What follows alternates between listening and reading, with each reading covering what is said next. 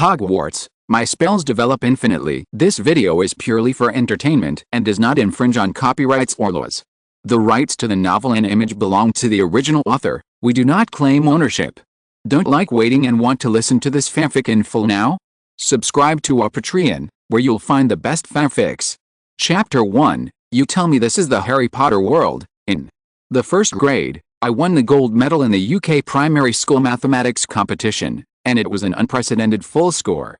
In the second grade, they won the gold medal in all subjects in the middle school group, sweeping the best middle school students in the UK since the third grade. He has shown extraordinary talent in physical education, such as table tennis, and fencing. Charles Evans, the Muggles all agree that you are the most talented student in the UK.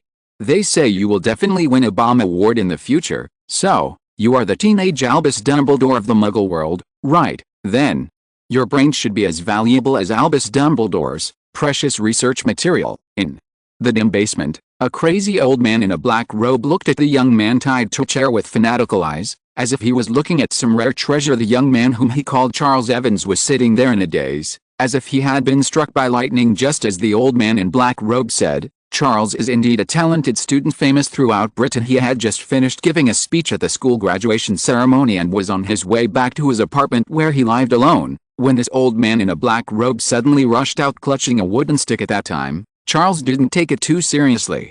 He just thought it was some festival and this old man was out on the street playing cosplay, until the next moment, when the old man in black robe swung the wooden stick. The people on the whole street seemed to be under a spell and went straight around where Charles was. It was then that Charles was shocked. The old man in black robe doesn't seem to be cosplaying, he is a real wizard. The next second, he fell into a coma after the old man in black robe waved his wand, and when he woke up, he was tied to a chair in this dim basement. At this moment, listening to the black-robed old man chattering about Muggles, and mentioning a familiar name, Albus Dumbledore, Charles really felt like he was screwed. Fuck, I thought this was a parallel world from the 1990s, dog. System, you didn't tell me this is the magic world. That's right, Charles is a time traveler. In his previous life, Charles was an ordinary office worker.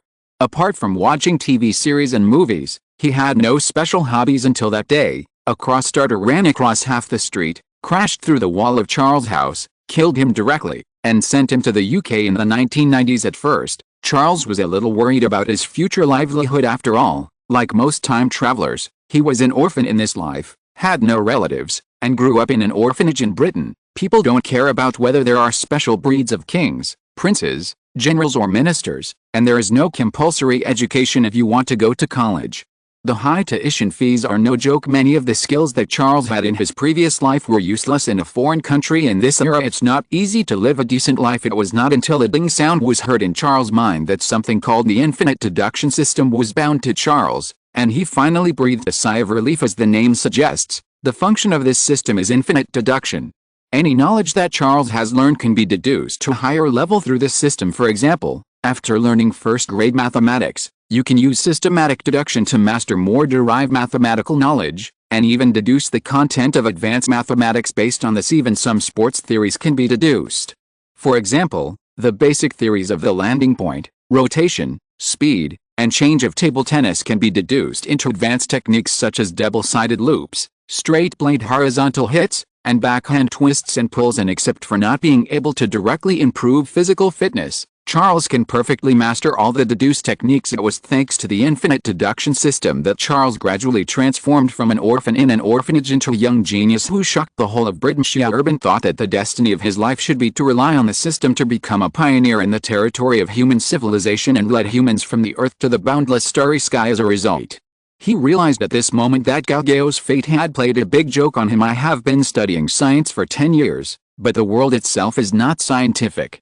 Is this the Harry Potter world? The magic in this world has nothing to do with science. The flying spell can summon distant objects out of thin air, the apparition can travel through space, and there are also perverted things like the time converter that involve time. What kind of science can achieve this? If the three-body aliens can apparel it, why the hell would they be afraid of the technological explosion on Earth? Charles wanted to cry but had no tears. After 10 years of studying science in the wizarding world, is there anything more fucked up than this? Oh yeah, and that includes being attacked and kidnapped by a crazy old wizard. It looks like he is very interested in his own brain, When he realized his situation, Charles temporarily stopped caring about the disillusionment of his worldview and returned his attention to reality. The old wizard in black robe was looking at Charles with a puzzled look on his face. By the way, are you really as smart as Dumbledore? Why do you look so stupid? Don't you look very smart? If that's the case, you're of no value to me. Ciel forced a smile. Mr. Wizard, I don't think it's possible to tell whether a person is smart or not just by looking at their appearance. In other words, the smarter you are, the less smart you seem, or even a little crazy. The Albus Dumbledore you mentioned, if he is really as smart as you said, I bet he must look crazy and have many quirks, such as a special liking to eat some weird things. After hearing this, the old wizard in black robe was stunned for a moment, then his eyes lit up and he nodded repeatedly. What you said seems to make some sense. Then he looked at Ciel and asked, so, what do you think of me? Charles said smoothly, I think you look a little crazier than Dumbledore, but you know, geniuses are crazy in the eyes of ordinary people. How can ordinary people understand geniuses? So, the crazier someone seems to ordinary people, the more genius they are. To sum up, you should be more talented than Dumbledore, and much more talented than me. I, Charles Evans, am just an ordinary person who was born in an era without you. If you want to do some research on the brain, I sincerely feel that only your genius mind can do it. Do I deserve it? I deserve chicken feathers. The old wizard in black robe had an intoxicated look on his face. Yes, you are right. It is absolutely right, Charles Evans. Even though you are a muggle, you are much more knowledgeable than those old-timers in Sir Merlin's group. Those old, self-satisfied people actually laughed at my genius idea and said it was the ravings of a madman. I must prove to them that my idea is the most genius design in history. Tracing back to the origin of magic, the sublimation of the soul, the most ancient magic, the old wizard in black robe seemed to be lost in self-entertainment or madness, and kept muttering some difficult-to-pronounce terms. Then he looked towards Ciel. Char, you actually have the insight to see my talent. I, Dark Seed, recognize you. Among all the mortals except me, you, Char, have the strongest mind, although there is no other me in the world for me to study. Your brain must be stronger than those 73 idiots before, and you have more potential for sublimation. The next moment, the old wizard in black robe took out a bottle of green potion that gurgled like evil energy and poured it into Charles' mouth. Without saying a word, come, drink this bottle of sublimation potion. Sublime evolution is waiting for you. Chapter 2, The Magic is Running Wild. Another bottle. When the old wizard who called himself Dark Seed tried to pour the so-called sublimation potion into Charles' mouth, Charles' pupils suddenly contracted. His infinite deduction system is to deduce knowledge, but it is not unconditional. It requires something called deduction points, which are obtained from the Charles eating. The more precious and valuable the food that Charles eats, the more deduction points he can get. The points you can get from ordinary food are very few, but if you eat some precious gold, silver and jewelry, the deduction points will be much more. As for digestion problems, there is no need to worry. Once these things are eaten, they will be converted into deduction points by the system. Even if he swallowed a gold coin, as long as it did not cut his esophagus or throat, Charles could use the system to convert it with just a thought. And it would not cause any burden to Charles. But Ciel has not tried whether the system can work on potions from the magical world, especially since, according to Doc, he had previously conducted experiments on 73 people. There are wizards and muggles among them. But according to the standards that Art used to find him, those experimenters should definitely not be stupid. But even so, they all died in Doc's experiment. You can imagine what this sublimation potion is if there was even the slightest possibility. Charles didn't want to gamble his life on whether the system could transform the sublimation potion that was poured into his mouth. When the sublimation potion came close to Charles' mouth, an unprecedented sense of crisis burst out in Charles' heart. His eyes suddenly became empty. Sharp explosions and roars suddenly began to reverberate in the basement. An invisible force spread out from Charles, sweeping in like a storm, whistling and repelling everything around him. This sudden scene startled Doc, and he almost knocked over the bottle of sublimation potion on the ground. But after the surprise, Doc's eyes showed even greater ecstasy than before. Magic power is running wild. Ahoha, you actually have magical talent. You're a little wizard. Great. This is really great. I thought that you being a muggle would affect the effect of the sublimation potion to some extent, but I didn't expect that this last shortcoming would be made up. Ciel Evans, with your brain, you are the young Dumbledore. I Couldn't find Dumbledore to do the experiment, but I found you.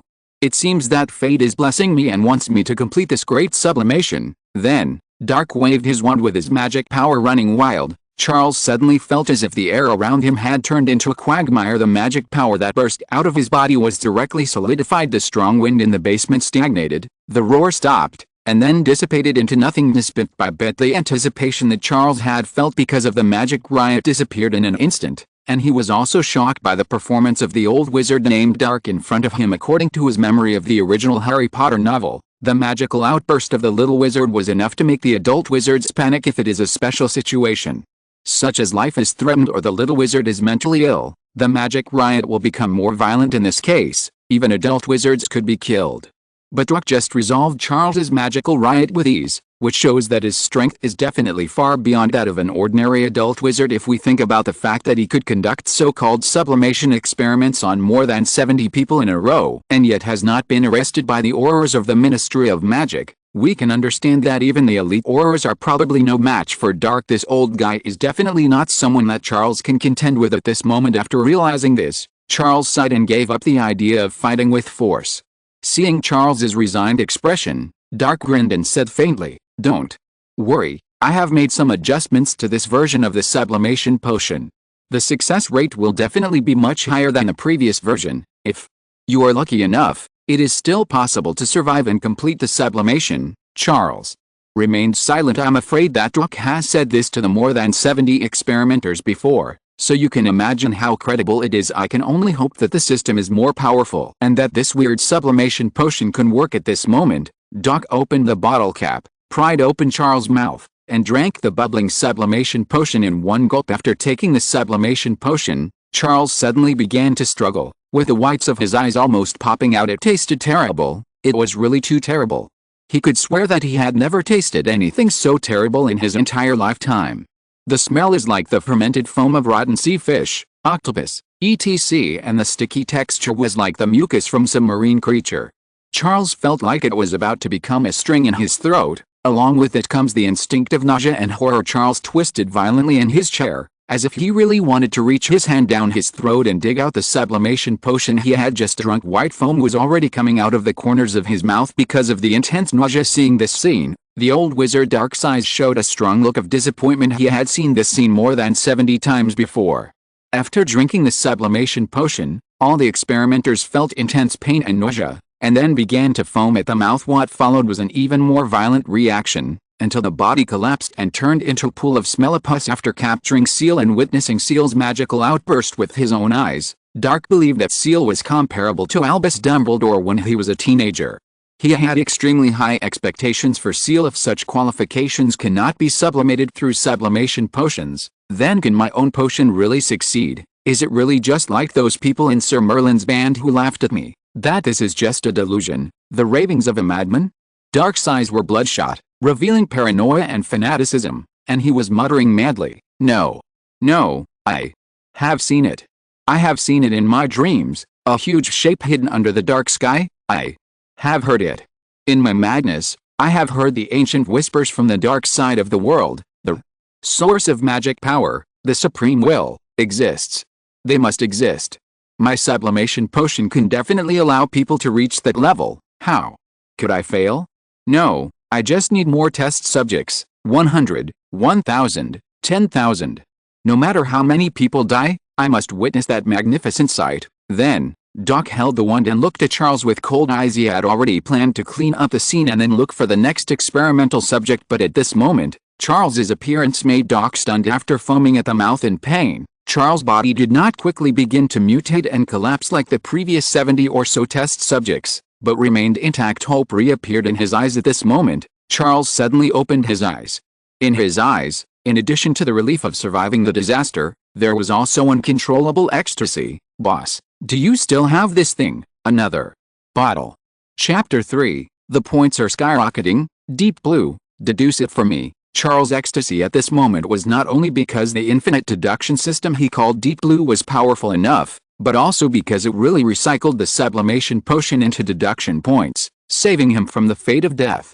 Moreover, after taking this bottle of sublimation potion, the system prompts in his mind began to sound loudly: deduction points plus 100, deduction points plus 100, No, even if he eats 8 meals a day on weekdays, the deduction points he can get are only a few. Only when you devour gold and cherish jewels can you gain more deduction points, but only a few dozen at most. But now, during the transformation process of the sublimation potion, every bead is hundreds of points. By the time this bottle of sublimation potion was completely converted, Charles had obtained nearly 10,000 deduction points, which was comparable to the total number of deduction points he had obtained in the past 10 years. It was at this moment that Charles suddenly realized one thing.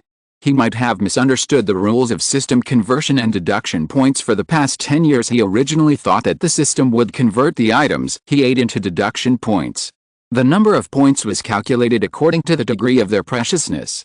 The older and more precious the items were, the more deduction points they would be converted into. This seemed to be confirmed by the fact that he had gained hundreds of deduction points at once after swallowing a piece of antique jewelry he had collected. But if you think about this world being a magical world, then perhaps this should be calculated based on how much magic power the item contains. Ordinary food contains almost no magic power, so the deduction points it can provide are very few. Gold is a material used by the magic world and provides more deduction points. The older the treasure, the more likely it is to be related to the magical world and the greater the possibility that it contains magical power.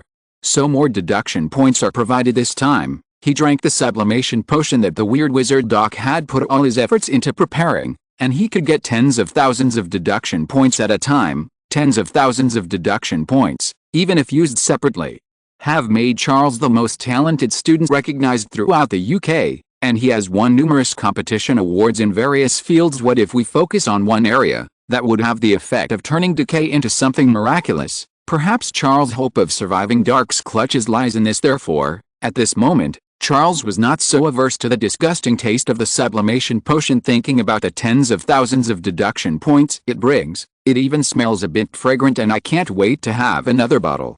However, at this time, after Charles asked for another bottle, the old wizard Dark did not respond. He seemed to be in disbelief and fell into joy and madness. Not dead? He's really not dead? He even wants another bottle. What does this prove? It proves that my improved formula of sublimation potion is effective, and the effect is very good. It's done. Dark Seed, I'm going to do it. Doc danced with excitement, but after a while, Doc showed hesitation again, staring at Charles and muttering to himself. He is indeed not dead, but the effect of the sublimation potion is not manifested in him. What about the characteristics of sublimation? None. Doc immediately felt anxious again and began to pace back and forth in the basement in frustration. Could it be that I softened the sublimation potion and ended up making it ineffective? It's true that it won't kill people, but it may not have the effect of sublimation. So, isn't it possible that I might fail? Did I succeed or fail? Listening to Doc's crazy mumbling, Charles felt his scalp tingling. He could see that Dark's mental state was extremely unstable. He longed for the sublimation potion to succeed, but was hit hard by repeated denials and failures. He even doubted whether the sublimation potion could succeed if Doc continues to let his wild thoughts run wild. There's no telling what he might do. So after thinking for a moment, Charles spoke decisively. Don't doubt it. Your sublimation potion is indeed effective. After these words were spoken, Doc stood there in a daze and turned to look at Charles. The next moment, his eyes flashed with ferocity, and he spoke in a decisive tone. You are lying to me. You must be lying to me. He took out his wand and his expression became more ferocious. I'm going to cast the Cruciatus curse on you to let you know the consequences of lying to me. Do you know the Cruciatus curse? Do you know what it feels like to be under the Cruciatus curse? I used it on Sir Merlin, who said I was crazy. Ho ha ho ha, it drove him crazy. Now let's see who is the crazy one.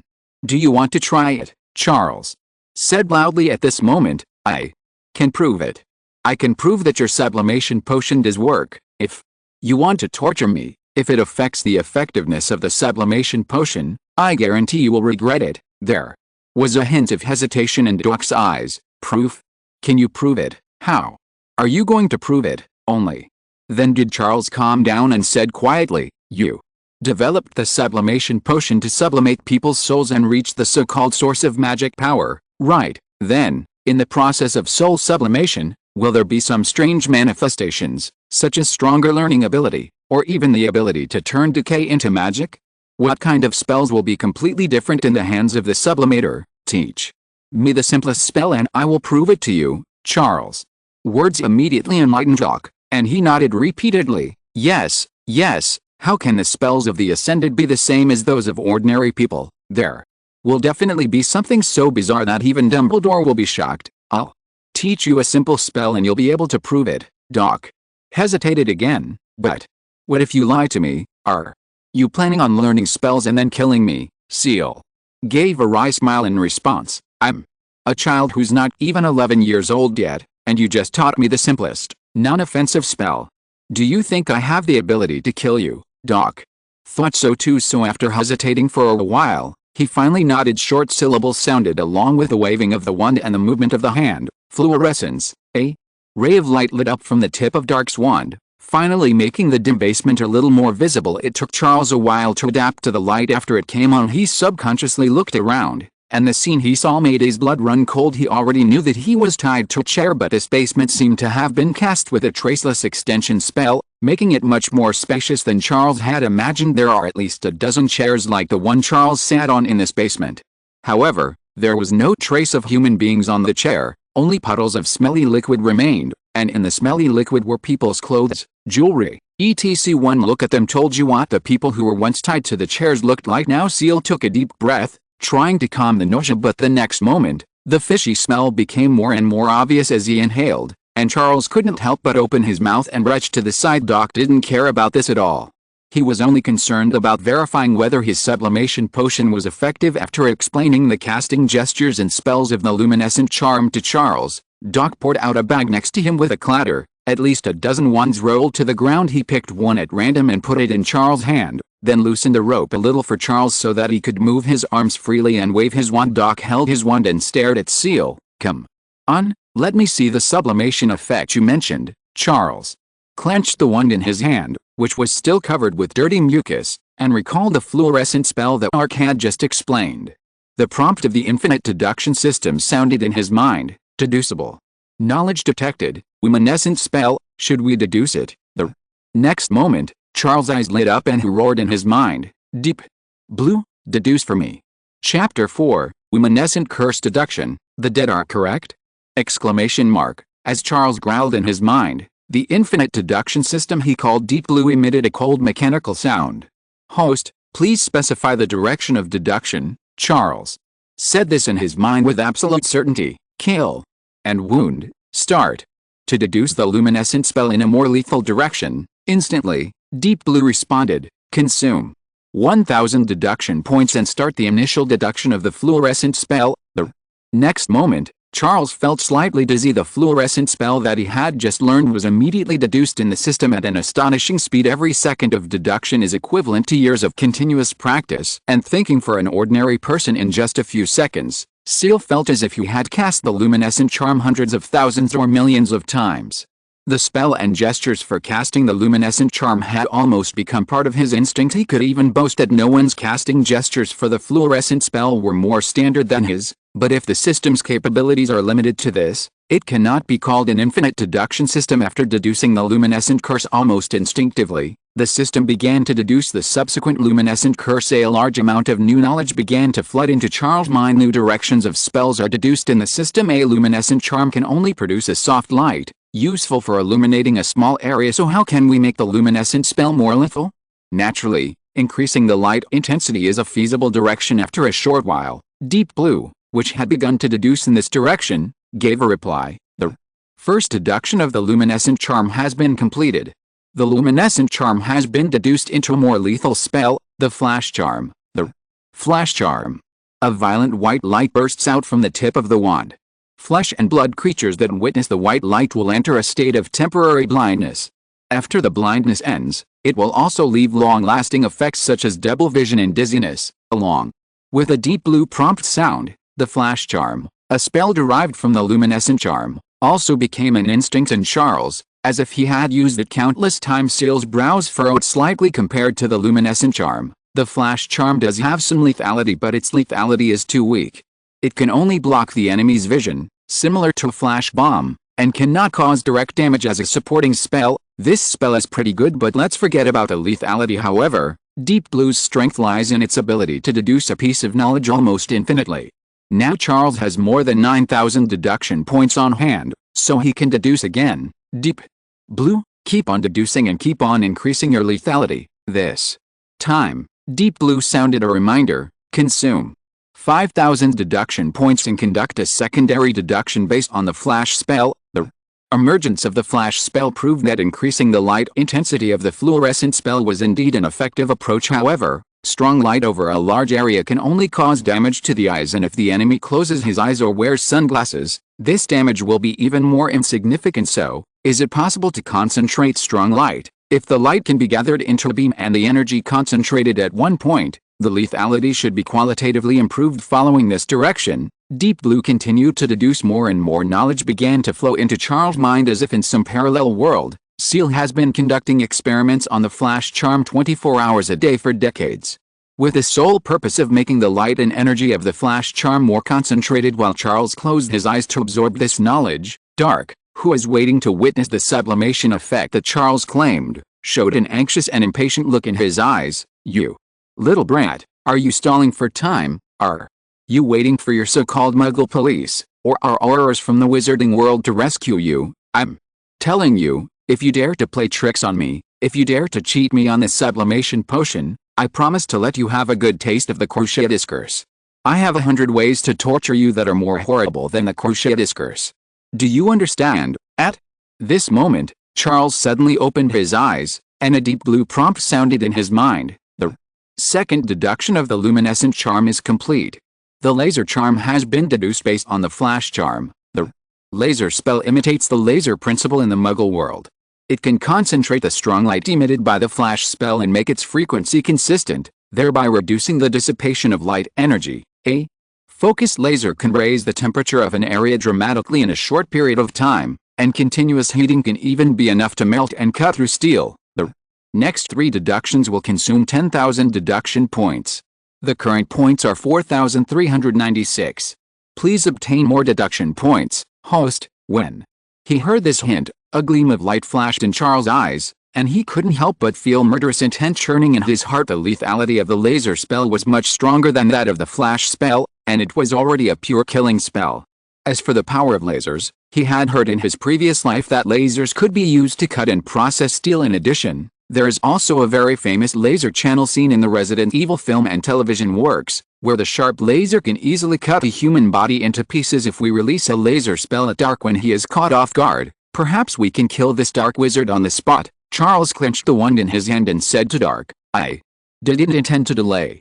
It was just that the feeling of sublimation was too wonderful, so I took a while to adapt." "Don't you want to see what happens when you release the spell after sublimation? Then you just keep an eye on it." Immediately, Charles waved his wand. Murderous intent surged in his heart, and he was about to cast a laser spell almost instinctively, but in an instant, Ciel noticed that Dark was also holding his wand tightly. This old wizard was truly crazy, but he was definitely not so foolish as to be defenseless against Ciel. As his mind raced, Charles's gesture, which was about to release the laser spell, changed. A strong light burst out from Ciel's wand, illuminating the area in front of the basement in white. At the moment when Charles cast the spell, an invisible barrier appeared in front of the old wizard Dark.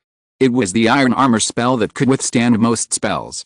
Seeing this scene, Charles felt relieved and his back was almost covered with cold sweat. Fortunately, I reacted quickly and did not really use the lethal laser spell on Dark, otherwise it would have been blocked by the armor spell by then. It would be hard to say what would happen to Charles at this moment. The old wizard Dark, who was hit by the flash spell, was laughing crazily under the protection of the armor spell. How could the luminescent charm have such an effect in the hands of this kid who has never learned magic in his life?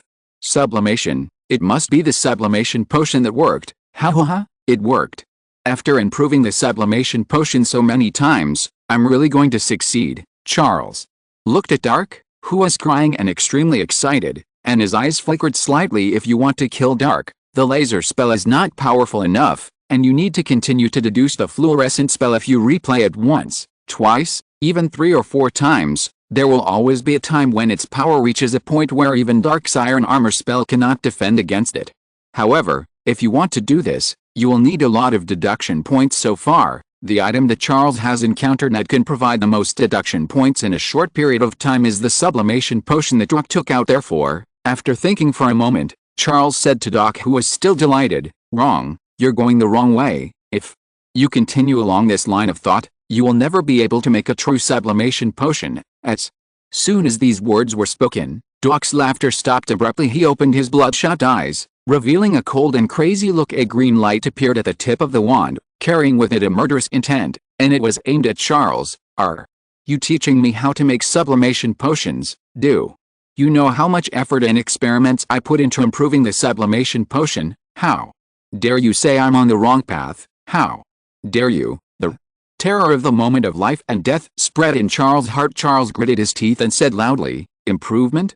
Why should we improve it?" Doc was stunned for a moment, "Because everyone who drank the sublimation potion died. We need to improve the sublimation potion to make its effect more moderate." Before he finished speaking, Charles said quietly, "Do you think that everyone is qualified to be sublimated? If someone dies after drinking the sublimation potion, why is it the sublimation potion's problem? Why can't it be the dead person's problem? This shows that they are not qualified to sublimate. It's not you who is wrong. It's not the sublimation potion that is wrong. It's this world. Think about it. How did your first version of the potion come about?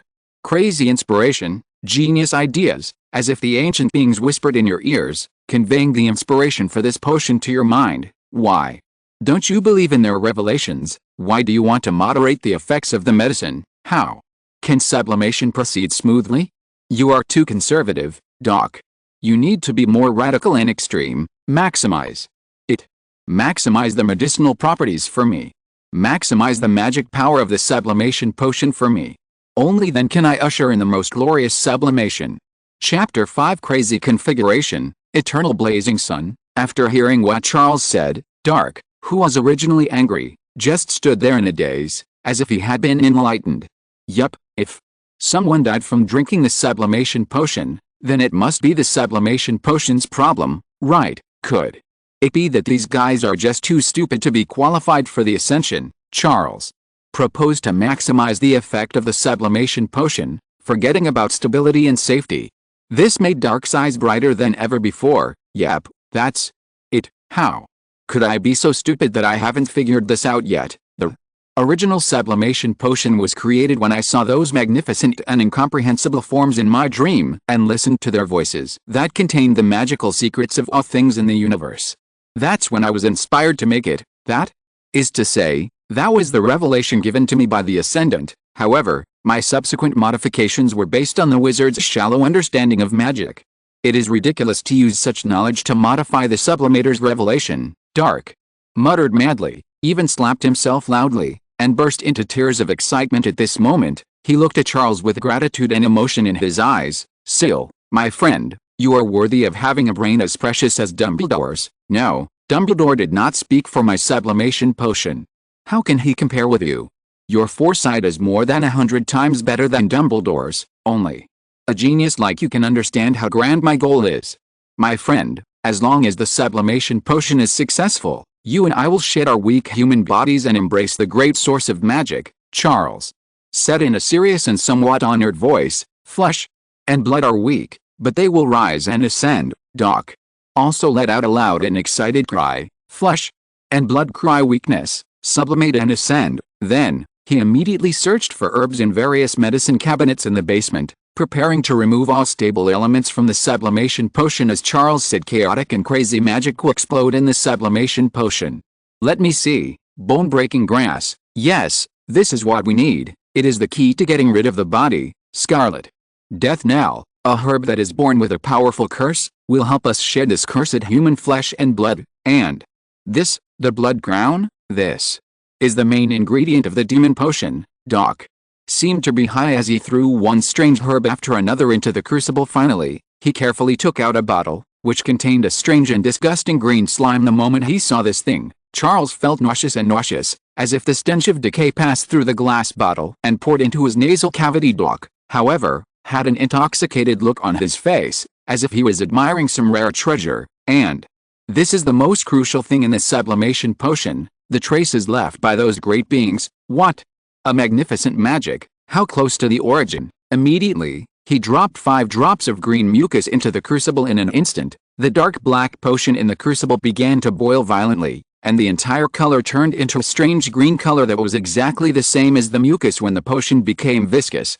Doc carefully poured it into a bottle and handed it to Charles with an anxious expression as if he was waiting for the teacher to review his test paper. "Come on, friend, try the sublimation potion," I adjusted, looking at the potion bubbling in front of him. Charles felt a struggle in his heart. If he hadn't seen what ingredients were added to make this thing, he would have just gritted his teeth and drank it, but after seeing what Dark threw in there, he really couldn't help but resist this thing. But after a moment, Charles gritted his teeth, raised his head and drank the bottle of sublimation potion with full magic power in one gulp. The moment the medicine entered his mouth, a feeling several times more nauseating than the previous bottle came over him, causing Charles to retch again and scratch his throat instinctively because this thing was so disgusting. Charles rolled his eyes and fell into a brief coma.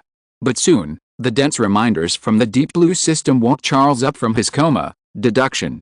Points plus 100. Deduction.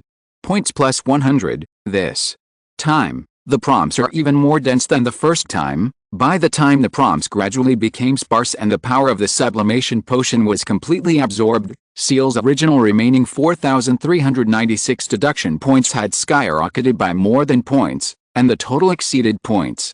Charles opened his eyes with difficulty seeing this scene. The uneasy Doc burst into tears of joy and began to cry violently. "Not dead, my friend, you are not dead. You are the first person to survive the original sublimation potion. You are right. I shouldn't doubt the revelations of the Ascendants. This is right. This is right." Ciel gave Doc a thumbs up. "Doc, you are almost there. You are already on the road to success, but it's not enough. I heard new revelations from the Ascended Ones during my fainting just now. They congratulated me in my mind. They told me that it was not fierce enough, not enough for me to complete my ascension. Doc, continue to increase the potency of the medicine. The Ascendants are watching you, and an unprecedented great cause is ahead." Doc seemed to be inspired. His whole face was filled with a fanaticism of devout faith. He muttered to himself like a madman, "It's even more intense. It must be that the dose of the part that has left the body is not enough, otherwise, Ciel would have already left his human form. The dosage of these demonic poisons needs to be doubled. Also, the amount of mucus left behind by the Ascendants must be increased." In the following time, Doc made 3 bottles of sublimation potions with increasingly powerful medicinal properties. Charles drank all of the increasingly disgusting potion. His deduction points, with the accumulation of sublimation potions, soared all the way to over 100,000 points. At this moment, Ciel roared in his mind, "With 100,000 deduction points, I don't believe that I can't deduce the luminescent spell to a shocking level. I just don't believe I can't kill an old wizard like you. Deep Blue, deduce for me, use all 100,000 points." As Charles roared in his mind, Deep Blue began to operate at an unprecedented high intensity. Since Charles crossed into this world, 100,000 deduction points were burned out in an instant. Instead, a vast amount of knowledge was poured into Charles' mind, to the point where his head was splitting as if it was about to explode. It was as if in countless parallel worlds, countless Charles were pondering the luminescent spell day and night, and all that knowledge and insights were instilled into him. Several directions to enhance the lethality of the luminescent spell were progressing simultaneously in the deduction of the Deep Blue system. Continue to deduce the direction of the laser spell to stimulate lasers with higher frequency and higher energy levels. The direction of the flash spell can also be further deduced. Light and heat are one. By converting the light of the flash spell into heat, an area can be formed that will burn the enemy to ashes. Countless inspirations and flashes of light burst out, and finally the results of several directions are combined by chance. A ray of light as hot as the sun flashed through Charles' mind. Deep Blue reminder sounds rang out continuously. The host's laser spell has reached a new level. The host's flash spell has been developed to a new level. Congratulations to the host for using the luminescent spell as a basis for deducing a spell of mass destruction, the eternal blazing sun. Chapter 6, You made it? In the basement, the blazing sun rises. After a cold mechanical prompt, the information about the eternal blazing sun curse also emerged clearly in Charles' mind. The tip of the wand emits a blazing ball like the sun, and after a few seconds it explodes with extreme light and heat, destroying and melting everything within the range. The Damage caused by the eternal blazing sun to dark creatures, ghosts, dark wizards, etc. is doubled. The range of the eternal blazing sun is related to the host's magic power and spiritual strength. When the host's magic power and spirit are sufficient to support it, it is possible to release a real sun to cover the sky. Seeing this introduction, Charles couldn't help but feel ecstatic. The magic in the Harry Potter world tends to be single-target attacks, and there is no automatic enemy searching function. Even the killing curse requires aiming, and if you miss, there will be no damage. This thing requires too much combat experience. Although Charles has mastered the fluorescent spell to perfection after deduction, deduction is not actual combat. He wasn't sure he could hit Doc. Therefore, if he were to deduce a single-target attack spell, Charles would have to find an opportunity to increase his hit rate. But the Eternal Blazing Sun Curse is different. It is an extremely area-destructive spell. As long as Doc is within the explosion range, he will die. Charles didn't believe that the armor spell could withstand this power in Charles' heart. The murderous intent that had been suppressed for so long began to spread at this moment. After seeing that Charles drank several bottles of sublimation potion in a row and still survived, Doc became more and more convinced that Charles' theory was correct for wizards who have the qualifications for sublimation. Increasing the concentration and potency of the sublimation potion is the correct path to sublimation. He felt that he had seen it all. Doc fell into extreme excitement and ecstasy. His eyes fell on the materials in his hands. He still has a lot of those deadly poisons, but the key point is that the green slime left behind by those ancient beings has begun to decrease significantly after Charles prepared several sublimation potions. If he continued to experiment like this, Doc felt that the amount of sublimation potion left for him to prepare might not be enough. So, after hesitating for a moment, Doc made a decision. He poured all the poisonous herbs into the crucible, and then poured the remaining green slime into it. Soon, an unprecedentedly thick sublimation potion was produced. A disgusting, nauseating smell filled the entire basement. Doc took the bottle of potion, turned around and looked at Charles, with a hint of guilt in his eyes. "Charles, my friend, I'm sorry, but this sublimation potion is for myself. I have been pursuing this for too long. I don't have time to wait any longer.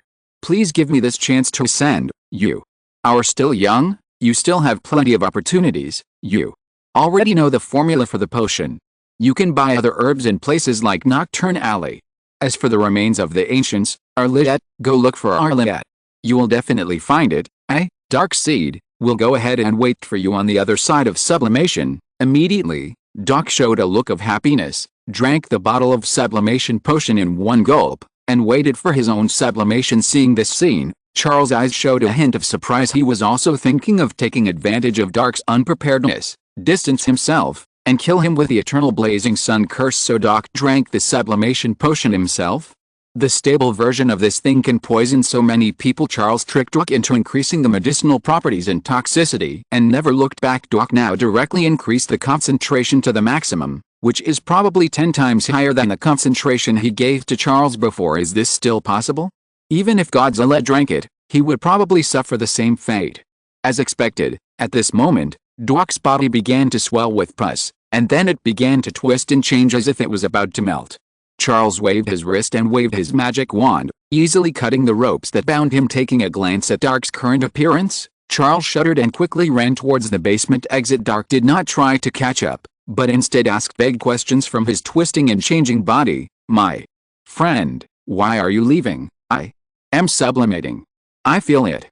I am truly sublimating. The scenery ahead is so beautiful. Are you sure you don't want to see me with your own eyes?" At this time, Charles had already run to the door of the basement. The door was locked, and Ciel had not learned the spell to unlock it, but it doesn't matter. He has the laser spell. As the wand was waved, high-frequency lasers burst out, cutting a neat gap in the basement door. Hearing Doc's question, Charles turned his head. In the short time it took him to run to the exit, Doc was no longer in human form, but had turned into twisted, wriggling mass of flesh.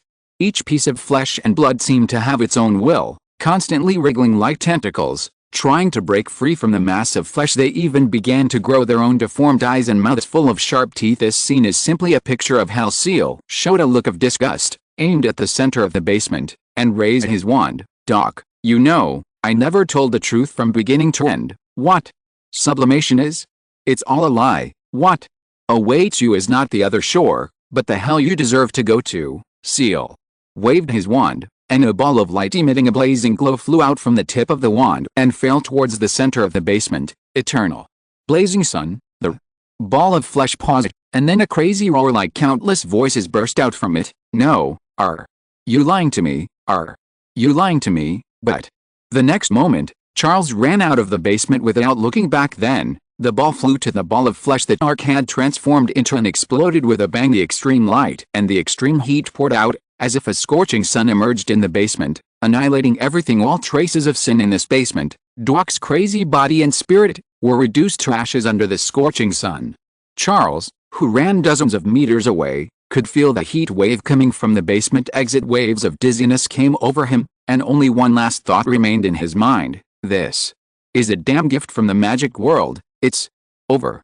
It's finally over. I don't know if it was an illusion, but in that extreme light and heat, Charles seemed to faintly hear a voice roaring excitedly. My friend, ha ha ha ha, I knew you were kidding me. You didn't lie to me. I did it. I really did it. After that, Charles' eyes went dark and he fell into coma. Chapter 7 Dream? Let me have another bite. Ciel felt like he was in a dream, a very real dream. He dreamed of a deep and dark seabed beneath the sky, where there was a dry and smelly seabed stretching for thousands of miles with countless strange rocks. He dreamed that at the end of the seabed, a huge ancient city was sleeping. The ancient temple is located in the center of the city. All kinds of grand, fanatical and absurd whispers are heard from the huge closed doors of the temple. Among those mumblings, he confirmed that he had heard a familiar word, Arlia, before. Taking the sublimation potion, Doc told Charles that he could go to Arlia to find the remains of the ancients for the preparation of the sublimation potion. And in this dream, this word appeared again among the mumblings. Charles stood in this strange world, feeling his mood sinking little by little. Could it be that the scream from Doc that I heard before I fell into coma was real? Was the sublimation potion successful? But even if it succeeds, the unleashing power of the eternal blazing sun should leave Doc with no trace left. When this thought arose in his mind, Charles saw a disgusting mass of flesh and blood squirming on the seabed in his dream. In just a moment, Doc in a black robe grew out from the mass of flesh and blood, but the difference from before was that now a lot of tiny tentacles extended from Doc's body, and green mucus dripped from him from time to time. Ciel's pupils contracted violently. Doc, you're not dead. You did this. Doc also seemed very confused. Charles, my friend, what is that expression on your face? You clearly pointed out the path to sublimation for me. Look, I now have an unprecedentedly beautiful figure. Why do I feel that you are very repulsive to me? The next moment, Doc was a little dazed. Ah, yes, of course, because you have not yet ascended, you still cling to human prejudices. How sad it is, my friend, that such a wonderful mind is trapped in a human body, but fortunately I will free you soon, Doc said excitedly. The ancients who once ruled this world, their time is about to return. I have established a connection with you under the witness of the ancients, my friend.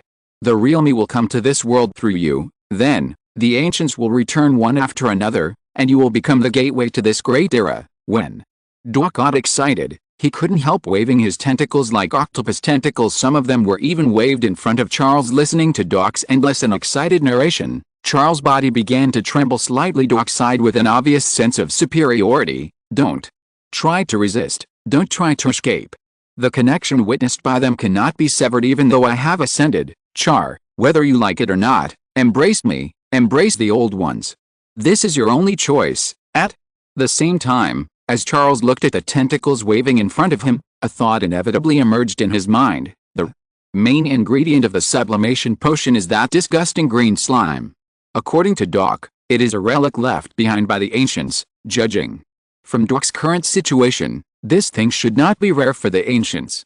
In other words, the deduction points they can convert into are not very high for the ancients. What if I eat a tentacle? The deduction points obtained should be much higher than the sublimation potion. Right after this thought came to his mind, Charles no longer felt disgusted by the tentacles waving in front of him. He just felt like there were a lot of deduction points floating around in front of him. His consciousness called out in his mind, "Dark blue." The mechanical reminder sound that followed made Charles completely relieved. He didn't know what method Doc used to make him have such a real dream, and he even appeared in his dream to play tricks. But since the deep blue system was still responding, Charles could eat without worry at this moment. Charles raised his head and could no longer bear the sight of the tentacles in front of him. He licked his lips and smiled a fiery smile. Embrace? No, no, no, Doc, I'm so happy that a hug isn't enough to express my joy. I want to celebrate in my own way. The next moment, Charles reached out and grabbed the tentacle that was dangling in front of him. You are so tempting, and yet you still hang around here. It's decided. You will be the first victim. In an instant, Charles opened his mouth and bit it after taking this sip. Doc, who was originally talking endlessly about the glory of the ancients, suddenly paused. Countless tentacles began to wave in panic. Wait, Ciel, what are you doing? What have you done? Charles held a tentacle and started to eat it. With every bite of the tentacle, Deep Blue's continuous reminders rang in his mind. Deduction. Points plus 200. Deduction. Points plus 200. After Charles took a few bites, his deduction points, which had been completely consumed by deducing the eternal blazing sun curse, soared by more than 30,000 points. Charles' eyes almost turned green, filled with desire. That's what happened after eating a few bites. But what if I eat an entire tentacle? What if I eat all the tentacles on Doc? Wouldn't that require tens or even millions of deduction points? What if he also ate the ancient ones and the old ones that Dark said would come to this world through him? Wouldn't the deduction points be off the charts? Exclamation mark. Ciel raised his arms. Dake, my good friend, you are so kind. You never forget me even after you become rich. It is my fortune to have a friend like you. Hurry, my friend, let me eat a few more bites. I'm really hungry. At this moment, after having a piece of his tentacle bitten off by Charles, Doc fell into unprecedented panic. My form has disappeared. Who the hell are you? Just as Charles opened his mouth wide and wanted to bite off another tentacle, the tentacles on Doc's body quickly shrank. He disappeared at an extremely fast speed. Charles looked around, his eyes first showing confusion, then hatred. Doc, my friend, where are you? Why did you leave? You wanted me to hug you and congratulate you, but my welcome ceremony wasn't over yet, so why are you leaving? You didn't even let me finish eating a tentacle. You lied to me. You don't even consider me a friend. Dake, don't go. Let me have one bite. Let me have another bite. Then, Charles said quietly, but don't forget, as you said, we have already established a connection under the watchful eyes of the ancients, and even you cannot break it. We'll meet here again, Dake. You can't hide from me forever. No matter where you are, I will find you. If you're listening to this novel on a channel other than Fanfic World, it means they downloaded and uploaded it without effort. We cordially invite you to visit our channel, Mundo Fanfic Novelis. There you'll find the original version of this story, and you can explore many other novels of various genres. We're waiting for you to immerse yourself in a world of incredible novels. Chapter 8. Gamma rays blast the great old ones? Explode the old magic wand, but in Charles's faint whispers, Doc was nowhere to be seen.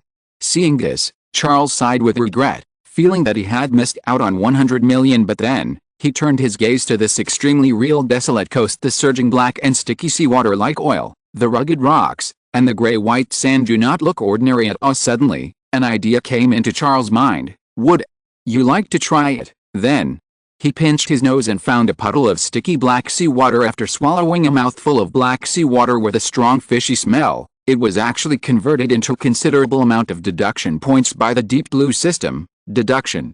Points plus 200. This is the number of points that Charles would have to accumulate by eating countless meals. But here, just take a sip of seawater and in front of Charles, there was a vast black ocean churning. Charles took a deep breath, his eyes filled with ecstasy. If I drink up all the black ocean outside of our lid, how many deduction points would I get? I'm afraid it has to be calculated in billions. Then Charles stretched out his hand again, and in the stream, the magic wand that he had only ever touched in reality actually appeared in his hand. As the spell was chanted, a high-frequency laser was emitted from the tip of the wand, easily cutting a piece of black stone into pieces. Charles picked up a piece and threw it into his mouth. A taste more disgusting than seawater spread in his mouth, but what followed was the pleasant prompt sound of the Deep Blue system. Deduction. Points plus 400. Ciel took a deep breath. From this perspective, the convertible deduction points of this rocky beach may even be higher than that of the Black Ocean. This outer area contains so many deduction points. So what about the ancient city called Arlen at the end of the rocky beach? If we eat up the city and everything in the central temple, how many deduction points would that be? If all these deduction points were invested in the luminescent spell, what would happen to the already deduced eternal blazing sun spell?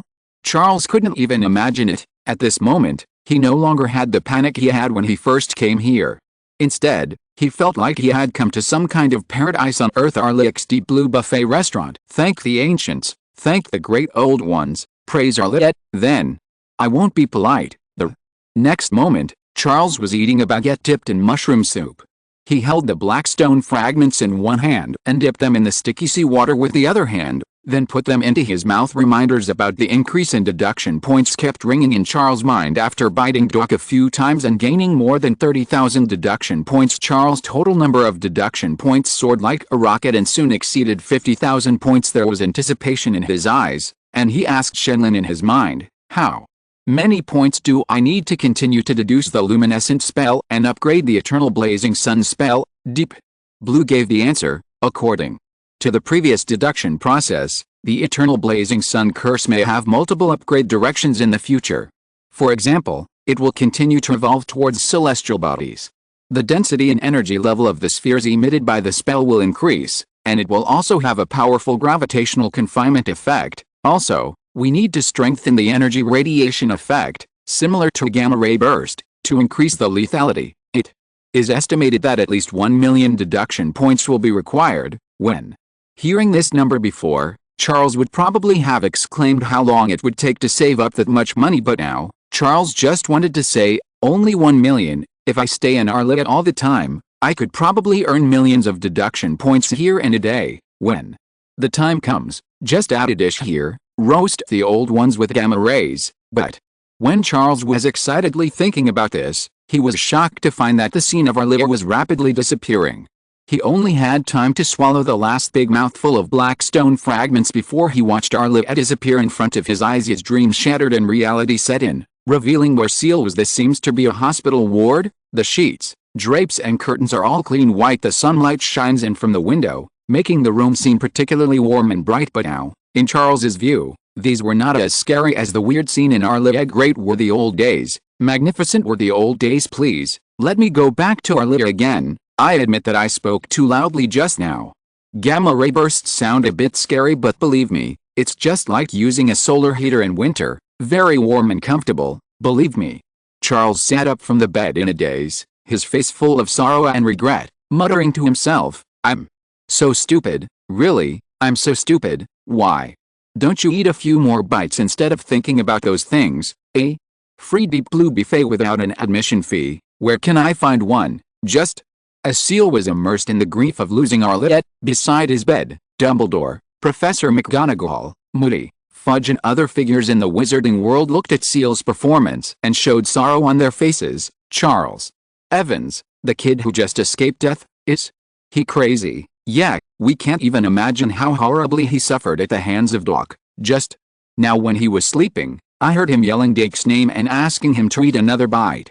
It must be that cruel dark wizard who tortured him with hunger. Poor child, this is our wizarding world's fault. Dumbledore sighed, pulled out the Elder Wand, and whispered, let me use magic to calm him down for a while. After a period of recuperation, perhaps the shadow of this terrible incident will fade from his mind. Hogwarts is always open to you, child. A silver light appeared at the tip of the old wand, like the light of a patroness. Just seeing it can heal your mood and make you forget your worries. Dumbledore slowly brought the Elder Wand closer to Ciel and spoke softly. Go to sleep. Continue to sleep, Charles. Forget these terrible things you've been through. Everyone looked solemn, as if they were praying for Charles, the poor child who was involved in such a terrible incident. Just as the light of the Elder Wand approached him, Ciel had already recovered from the grief of losing Arliet, or rather, a new idea replaced his nostalgia for Arliet. The bearded old man in front of him must be Dumbledore, then the wand in his hand must be the legendary Deathly Hallows,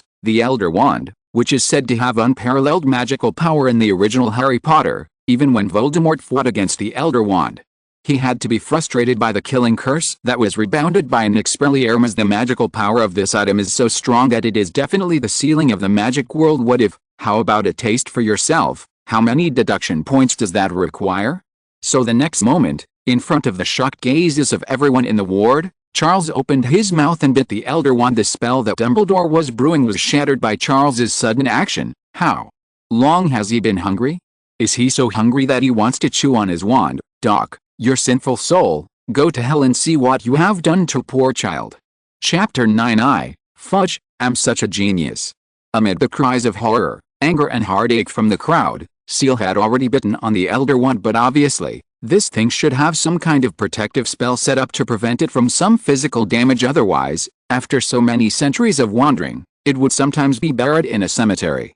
If anything unexpected happened, the old wand would have been shattered into pieces, but after all these years, it still functions perfectly. Charles took a bite, but failed to even get the sawdust off the old wand. Instead, it hurt his teeth. This also made Charles change his strategy. Just like eating frozen ice cream, he started to eat it just after taking a few sips. The prompt sounds of the deep blue system in Charles' mind began to ring. Deduction. Points plus 500. Deduction. Points plus 500. After a few sips, nearly 5,000 deduction points were pocketed. Ciel gasped. Is this the value of the Deathly Hallows? Just by taking a few sips, you can get so many deduction points? Exclamation mark. Immediately, Charles also learned from his previous experience in the dreamland of Arlette. He didn't think about anything else and concentrated on seizing this opportunity to earn deduction points. 1 bite, 2 bites, 3 bites. Charles's deduction points continued to soar in the blink of an eye. It was approaching the previous peak of 100,000 points, which was enough to deduce a basic and ordinary spell like the luminescent spell into a forbidden spell like the eternal blazing sun spell. Unfortunately, just when Charles was still reluctant to part with the old wand, Dumbledore said gently with a helpless look, "Mr. Evans, could you please let go of my wand, only?" Then did Charles give in awkwardly. Dumbledore tapped his wand gently, and the few traces left on it disappeared immediately. At this moment, the nurse from St. Mungo's Hospital also hurriedly brought a tray of food to Charles. "Poor child, you are so hungry. Eat quickly, eat slowly, there's more." "You know what?" Charles just finally reacted. During the time he was kidnapped by Dark, he really hadn't eaten or drunk anything except the sublimation potion. Even the little food in his stomach was vomited out of disgust. He was really hungry this time. Charles did not use the deep blue system to convert food into deduction points, but instead buried his head in eating. In addition to relieving the hunger in his stomach, Charles also wanted to use this opportunity to think about how he would respond if the Aurors from the Ministry of Magic asked him what had happened in Dark's basement. But after seeing Ciel start to eat heartily, the expressions of everyone in the ward became more relaxed, including those wizards who clearly exuded a bureaucratic aura. Rather than asking what happened to a Muggle child who had just been kidnapped by Dark due to a magical riot, it was obvious that they were more concerned about something else. That's their approval rating. Charles was still alive and seemed to be in good spirits except for being starving, which was the best news for them. Otherwise, once the reporters reported the incident and saw Ciel's miserable condition, the people in the magical world, who were already dissatisfied with them, might be instantly ignited with anger. By that time, all the marches and demonstrations will begin, and political opponents will make a big fuss about it, and maybe even force them to step down early. Compared to this, does it matter how Duck died? He probably drank the potion and killed himself. If that doesn't work, just make up a legendary story based on the remaining traces. People are dead now. The truth is no longer important. What's important is to keep your position in this storm. Then after a moment, a short old man with fluffy white hair came over. He glanced at Dumbledore beside the bed, his eyes full of vigilance, as if he was wary that Dumbledore would use this incident to seize his power. Then he came up to Ciel and introduced himself. "Mr. Charles Evans, I am Cornelius Fudge, the current Minister of Magic, or as you Muggles call you, what's that called, Prime Minister?" "Yes, that's the word. I sympathize with your situation very much. This cruel guy, Dark, has caused enough suffering to the wizarding world. Thanks to your bravery and wisdom, Dark was eliminated this time.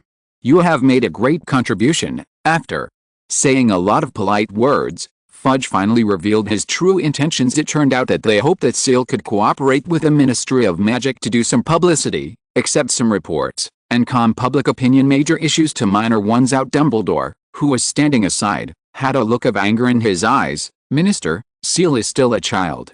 He just went through such a terrible thing.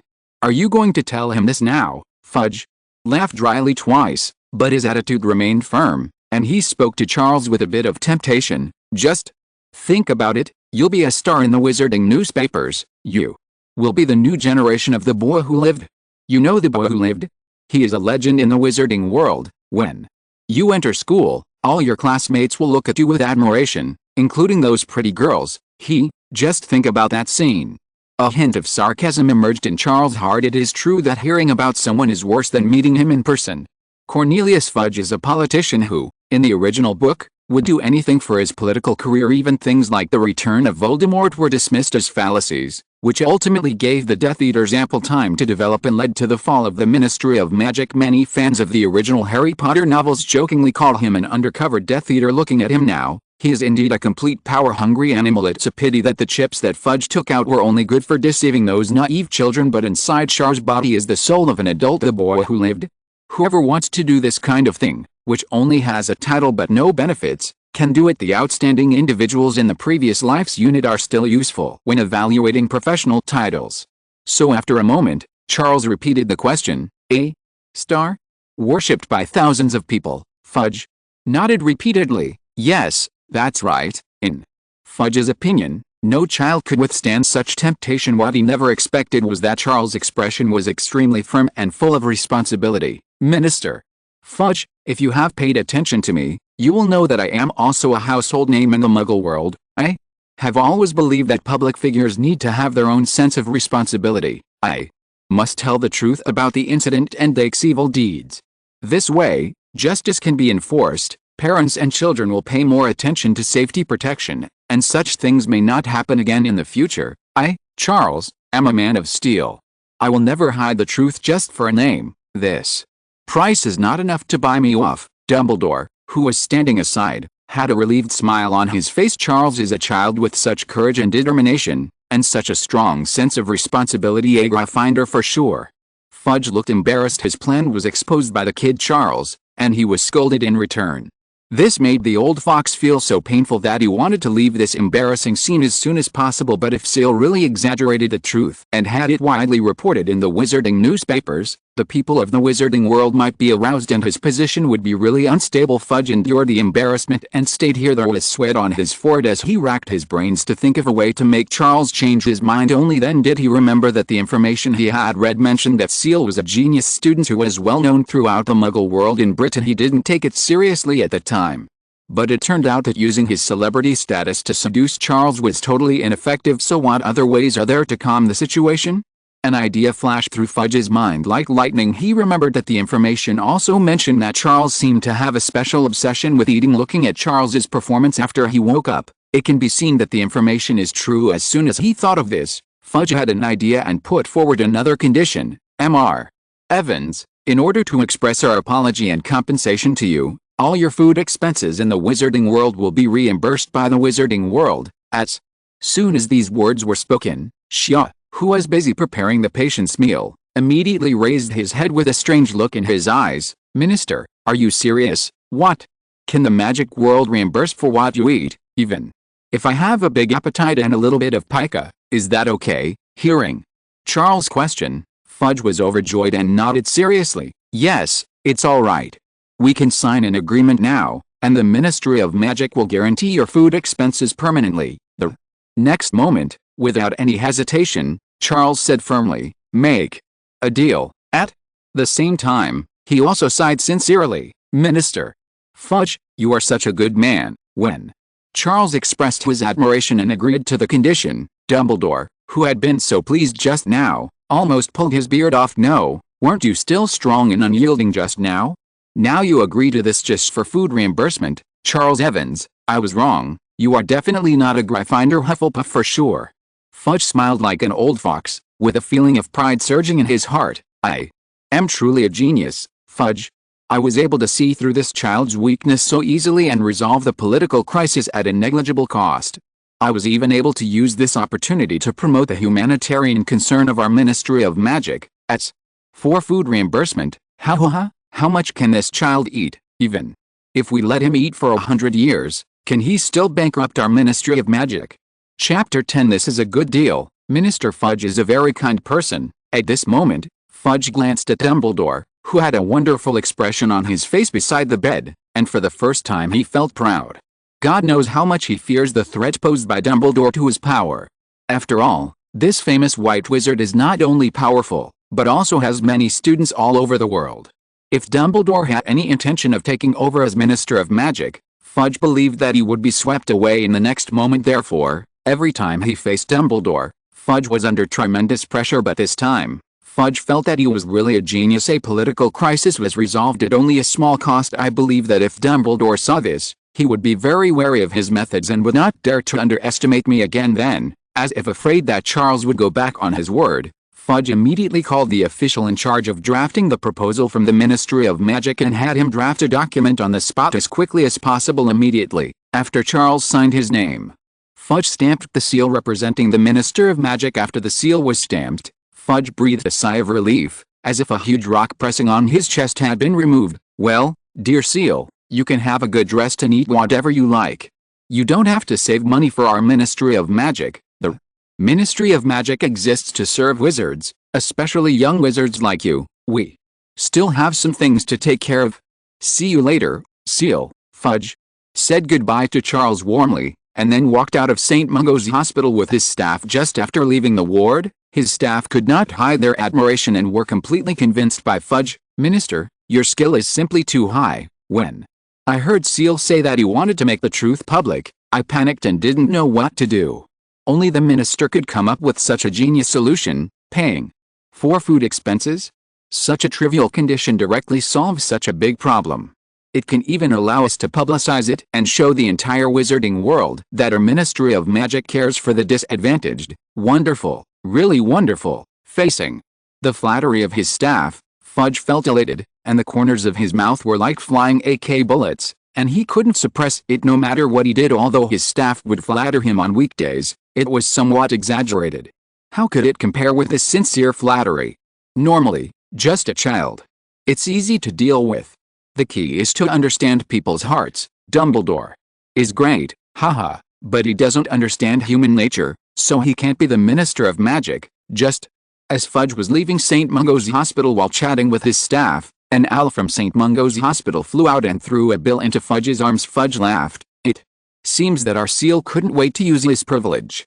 He is indeed a child who can't resist delicious food. As he spoke, Fudge opened the envelope, intending to take out a bill and throw it to his staff to deal with, but the next moment, Fudge was suddenly stunned and looked at his staff with some suspicion. Who can answer a question for me? How many copies of St. Mungo's Hospital's bill are there now? Why is this bill so long?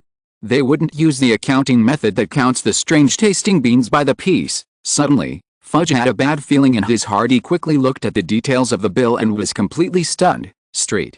Mungo's Hospital Magic Recovery Meal. Large portion, 20 servings in total. Quick recovery meal for injuries from falls, 20 servings in total. 100 chocolate frogs. Fuck, he ordered 50 bags of weird flavored beans.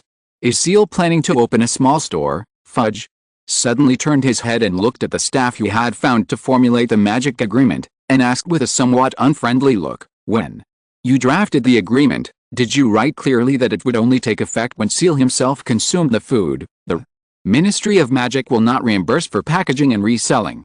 Is that clear? The aide swallowed his saliva with a gulp and nodded repeatedly. I wrote it. I swear I really wrote it. I didn't leave any loopholes for Ciel to exploit. Fudge was stunned for a long time. So, what does this mean? You mean, Ciel ate so much by himself? Fuck, is he Hufflepuff reborn? After standing there for a long time, Fudge finally calmed down from his screwed-up mood and forced a smile, both to comfort himself and his staff. Forget it. It's no big deal if you have a big appetite. Our Ministry of Magic is not so poor that it can't even afford this little money. At least Ciel eats normal food instead of precious magic materials or potions. We can still afford to support him. This deal is not a loss, okay, Fudge? And his staff left with the words "not a loss" coming from everyone in St. Mungo's Hospital. Dumbledore was having a dessert-sharing party with Charles after seeing Ciel's astonishing appetite and his seemingly unrestrained appetite for both meat and vegetables. Dumbledore, who has always liked to eat strange candies, couldn't help but take out his own collection. A pile of candies called Cockroach Pile that bursts juice like cockroaches is the focus of Dumbledore's recommendation. What made him happy was that when faced with this kind of candy that almost all faculty and staff usually stayed away from, Charles showed a happy expression and ate it one mouthful after another. This made Dumbledore feel like he had found a close friend. Charles was so happy at this moment. The meals, desserts, snacks, etc. in the magic world can provide quite a lot of deduction points, at least dozens of times higher than ordinary food. Charles estimated that if he ate like this every day, he could gain 300 to 400 deduction points a day, more than 10,000 a month, more than the total of the past 10 years. This is just ordinary food from the magical world.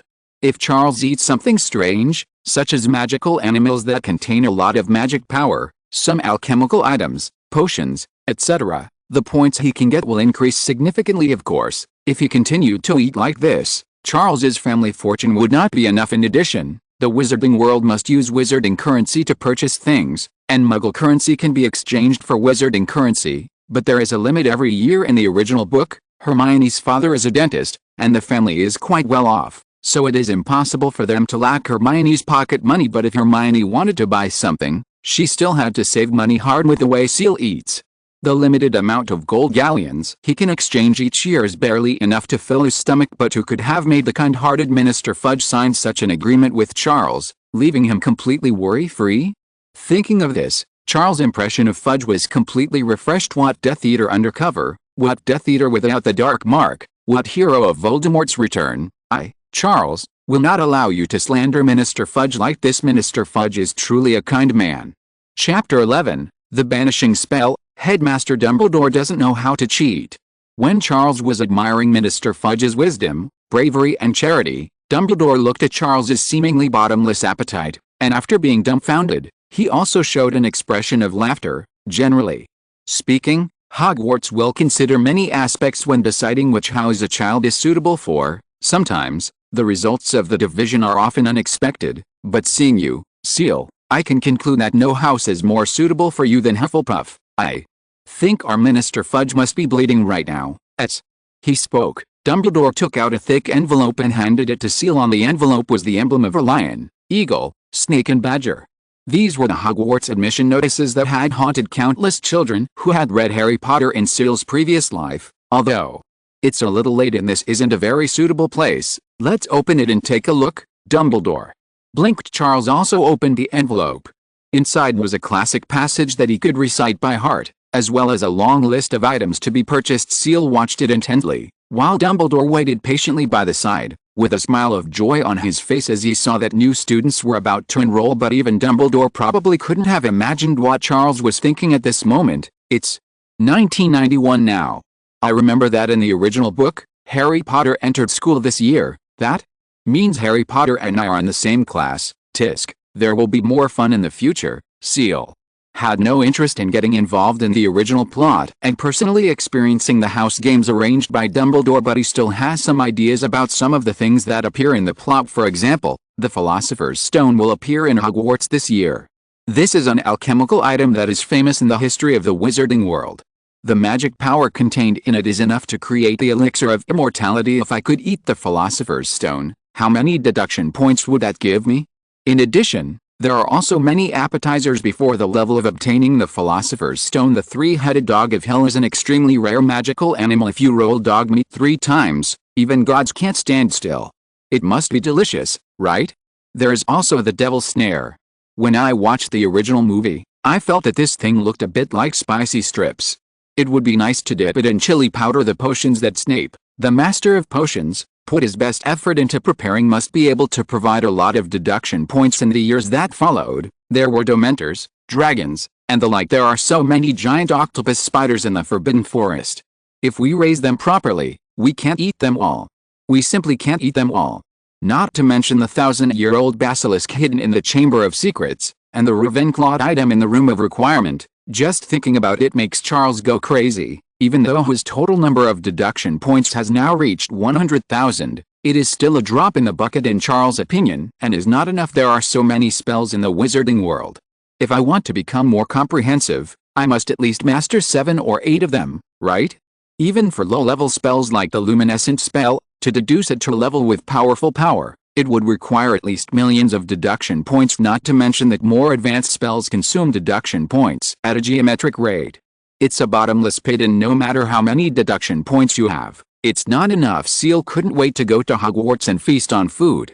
But before feasting on the food, Charles felt that he should first ensure his own safety. Don't let others not eat your food and end up eating it as spicy noodles instead. That would be funny to do this, Stronger strength is needed. If Charles wants to become stronger, the easiest way is to obtain another spell to deduce. Speaking of spells, is there any wizard who knows more spells than Dumbledore? Thoughts flashed through his mind, and Charles put down the admission letter in his hand and sighed. Principal Dumbledore, according to what you said, this letter should have been delivered on my 11th birthday. It was most likely delivered by Owl, right? What? A shame, I didn't see that sight. It seems that there is no way to receive Owl mail in Dake's basement. Ciel shook his head with a look of regret on his face. Dumbledore's heart tightened, and the guilt in his eyes was evident. He almost forgot that the child in front of him had spent his 11th birthday in a dark basement, under the abuse and terror of a vicious dark wizard. What a shadow this is. Dumbledore said this with a loving look. I'm so sorry, Ciel, to have missed such an important moment, but I thought maybe I could make it up to you on your birthday. I can give you a gift. Is there anything you would like? I swear on the name of Albus Dumbledore that I will find it for you if it is in my power, Charles said with a firm look. Headmaster, then I want you to teach me a spell that can drive away darkness and protect yourself and those around you. I don't want this to happen again. Next time, if I face this kind of thing again, I want to have the ability to stop it. Hearing what Charles said, Dumbledore's eyes lit up and were full of admiration. He originally thought that Charles would ask him for some strange stuff, but he didn't expect that Charles wanted a spell, and his motive was to protect himself and others and prevent such a thing from happening again. This made Dumbledore feel that perhaps his judgment of Charles just now was a little hasty. This child not only has the qualities of a Hufflepuff, but also has the qualities of a Gryffindor. After being surprised, Dumbledore smiled. A spell to drive away darkness and protect yourself and others? Of course I can. It's a bit of a boast. I'm probably one of the best wizards in the world at this. Originally, there is a spell called the Patronus, which meets your requirements, but the Patronus charm is still too advanced for a child who has not yet entered school. How about this? I will first teach you another spell that is very effective against dark creatures and dark wizards. Once you have learned it, I will teach you the Patronus charm. It will be a little difficult at first, but don't be discouraged. Keep practicing. In about a semester, I believe you will be able to learn it with your British famous mind. Then, Dumbledore waved the elder wand. Charles immediately felt as if an invisible area was spreading from Dumbledore's body, bringing with it a warm and holy feeling. In this realm, all evil seems unable to approach and will be expelled. Dumbledore explained, this spell is called the Exorcist spell. It was originally used to target the evil magic of dark creatures and dark wizards. Later, some wizards developed the Muggle Exorcist spell based on it. After the creation of the Patronus charm, the exorcism charm was rarely used, but no matter what, the exorcism spell is still a very effective spell against dark creatures and dark wizards, and the threshold for mastering it is lower. Immediately, Dumbledore explained to Charles how to correctly recite the spell of the exorcism spell and how to wave the wand. After a while, seeing Charles still in deep thought, Dumbledore smiled. Okay, Ciel, this spell is not something a first-year wizard can learn in a short time. Come with me, I'll take you to Diagon Alley to buy some things you need. When Dumbledore stood up and prepared to leave, Charles showed a strange expression on his face. Is it difficult to learn in a short time? Need a semester, Headmaster Dumbledore. That only means you don't quite understand what cheating is. The next moment, Ciel whispered in his mind. Deep Blue, deduce the banishing spell. Chapter 12, I define what is evil. A place without magic, a place without dust. Along with the whispers in Charles' mind, Deep Blue's mechanical reminder sounded again. The first deduction of the expulsion spell requires 5,000 deduction points. Are you sure you want to deduce it? Host, please confirm the direction of deduction. When Ciel heard the cost of deducing the banishing spell, his cheeks twitched. The surplus of 100,000 points disappeared immediately. The level of the expelling spell seems to be much higher than that of the luminescent spell. The cost of the initial deduction alone is 5 times that of the luminescent spell. Then each subsequent deduction will consume more points. I'm afraid my 100,000 points will be gone in the blink of an eye. However, after a moment's hesitation, Charles decisively confirmed that he would continue with the deduction. If you keep the deduction points in your hand, you won't be able to produce any children, and they won't earn you interest like putting them in a bank. It is better to change it to your own strength and make yourself eligible to get more points. Otherwise, if you happen to have the chance to obtain items like the Philosopher's Stone, but miss it due to lack of strength, you will regret it to death. As for the direction in which the expulsion spell should be deduced this time, Charles decided after thinking for a moment. At present, he already has a series of lethal spells derived from the luminescent spell. The strength of the laser spell is enough to cut through iron like mud. Needless to say, the eternal blazing sun curse can be said to be a forbidden spell. Once released, it will not distinguish between friend or foe, and everything within the coverage will be burned to ashes. But there is a problem with both of these lethal spells, which is that it is difficult to hit the enemy. It took 3 to 5 seconds for the eternal blazing sun spell to be cast and for its power to explode. If the enemy escapes during this gap, the eternal blazing sun spell can only be regarded as a large firework. The speed of the laser spell is faster than the eternal blazing sun spell, but it needs to be within a certain distance to maintain its power. The farther away, the lower the power of the laser spell, but once it reaches medium or short distance, the laser spell can cut off the enemy, and the enemy's spell can also hit Charles. So in actual combat, Charles felt that he needed a spell that could cause range control effects on the enemy without aiming. In this way, whether it is the laser curse or the eternal blazing sun curse, the hit rate will be greatly improved and the risk itself will be greatly reduced. Push the descent in the direction of confining and weakening the enemy. As Charles made this decision in his mind, the deep blue system began to burn up deduction points. The familiar feeling came to my mind again. It's the feeling of a constant flow of knowledge and experience pouring into your mind. It was as if in countless parallel worlds, countless Charles were concentrating on studying the expulsion spell. In just a few moments, being able to skillfully cast the expulsion spell, which was the easiest thing to do, had become Charles' instinct. Then, under the influence of the system, everything about the expulsion spell was unraveled and deduced in the direction specified by Charles. The first issue is the target of the expulsion spell. The targets of the exorcism spell are dark creatures and dark wizards. According to Dumbledore, this spell is a magical spell that targets the evil powers of these two types of enemies. Is there a difference between evil and good magic? Of course there are. Mental state will significantly affect magic power in the release of spells, and magic power will naturally carry the mental characteristics of each person. Dark wizards, who often use unforgivable curses such as the killing curse and the cruciatus curse, will exude a chilling aura with their magic. When the patronus charm is cast in a happy mood, its magic makes people feel warm and safe. The expulsion spell is a spell that creates an area specifically for those magical powers with characteristics of dark magic. In this area, dark creatures with black magic will feel uncomfortable and will actively stay away. As for dark wizards, the effect will be much worse. They may not be far away, but their strength will be weakened to a certain extent. But are dark wizards necessarily evil and white wizards necessarily good? During the battle, one is the killing curse cast by the black wizard, and the other is the killing curse cast by the white wizard. Either one is enough to be fatal.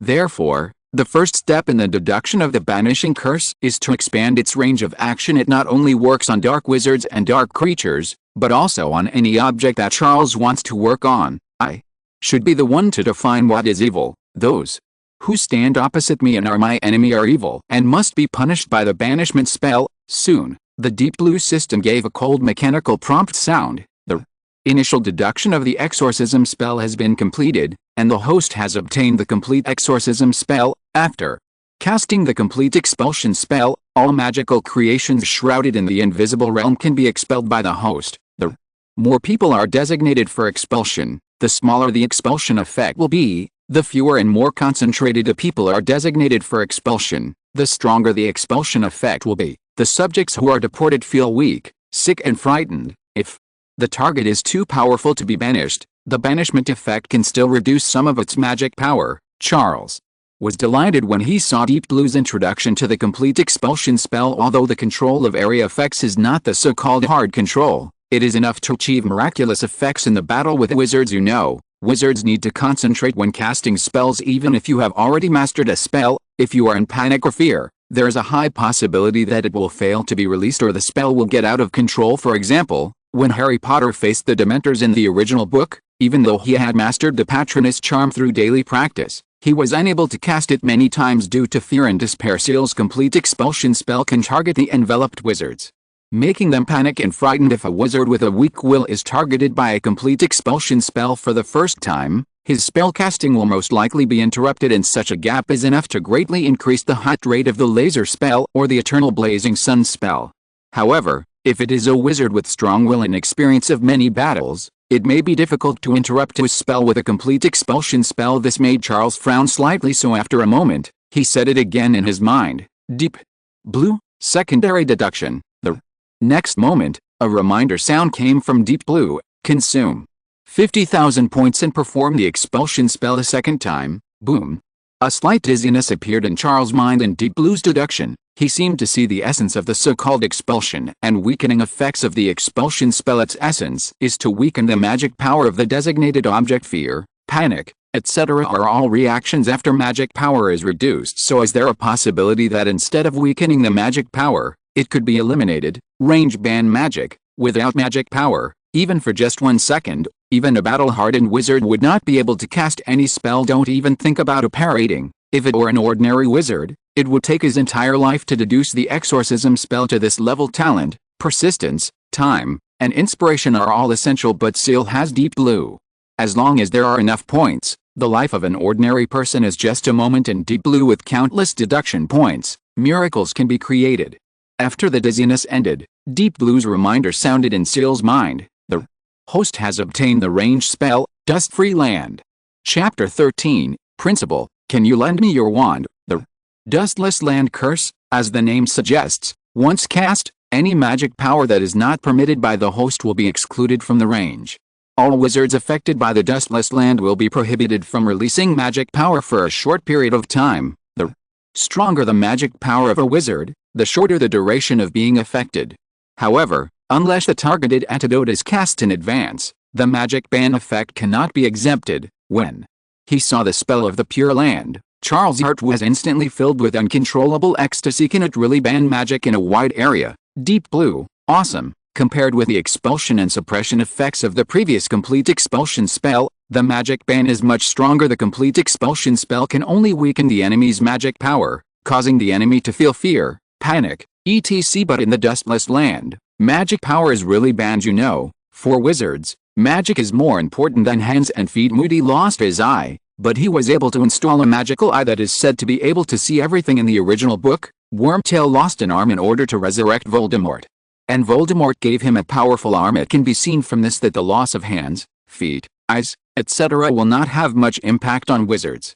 And there are many alternatives, but magic is something that even Dumbledore cannot replace. Wizards and witches who cannot use magic are more vulnerable than the muggles they call them. No matter how many defensive magic they have, they will be helpless if they lose their magic power. Ciel's eyes lit up with the cooperation of the Dustless Land, killing spells such as the Eternal Blazing Sun Curse and the Laser Curse. The actual combat efficiency can be said to have skyrocketed. Send a shot of clean land over to disable the enemy's protective spells and apparition first when the enemy is at a loss. Cast a flash spell and then block his vision, completely turning him into a headless fly. Then came another Eternal Blazing Sun Curse. Buddy, just run with a wizard's physique and the subconscious panic of being unable to use magic. How could he escape the range of the Eternal Blazing Sun Curse? I'm afraid few people can do it. In most cases, once the Dustless Land appears, there is no need for the Eternal Blazing Sun Curse. Charles can directly eliminate the enemy with a laser spell at this point. The problem of low hit rate and high risk that Charles had been worried about was solved if he could get a protective spell and apply it to it. Then Charles would be truly all-powerful in attack, control, and defense. As long as the magic power and spirit are not exhausted, most opponents can be dealt with calmly. And when feeling the spell of the Pure Land, Charles also discovered another important function of this spell, that is, if Charles is willing, within the coverage of the Dustless Land, not only will the enemy's magic power be temporarily blocked, but even the traces in the magic wand can be temporarily blocked.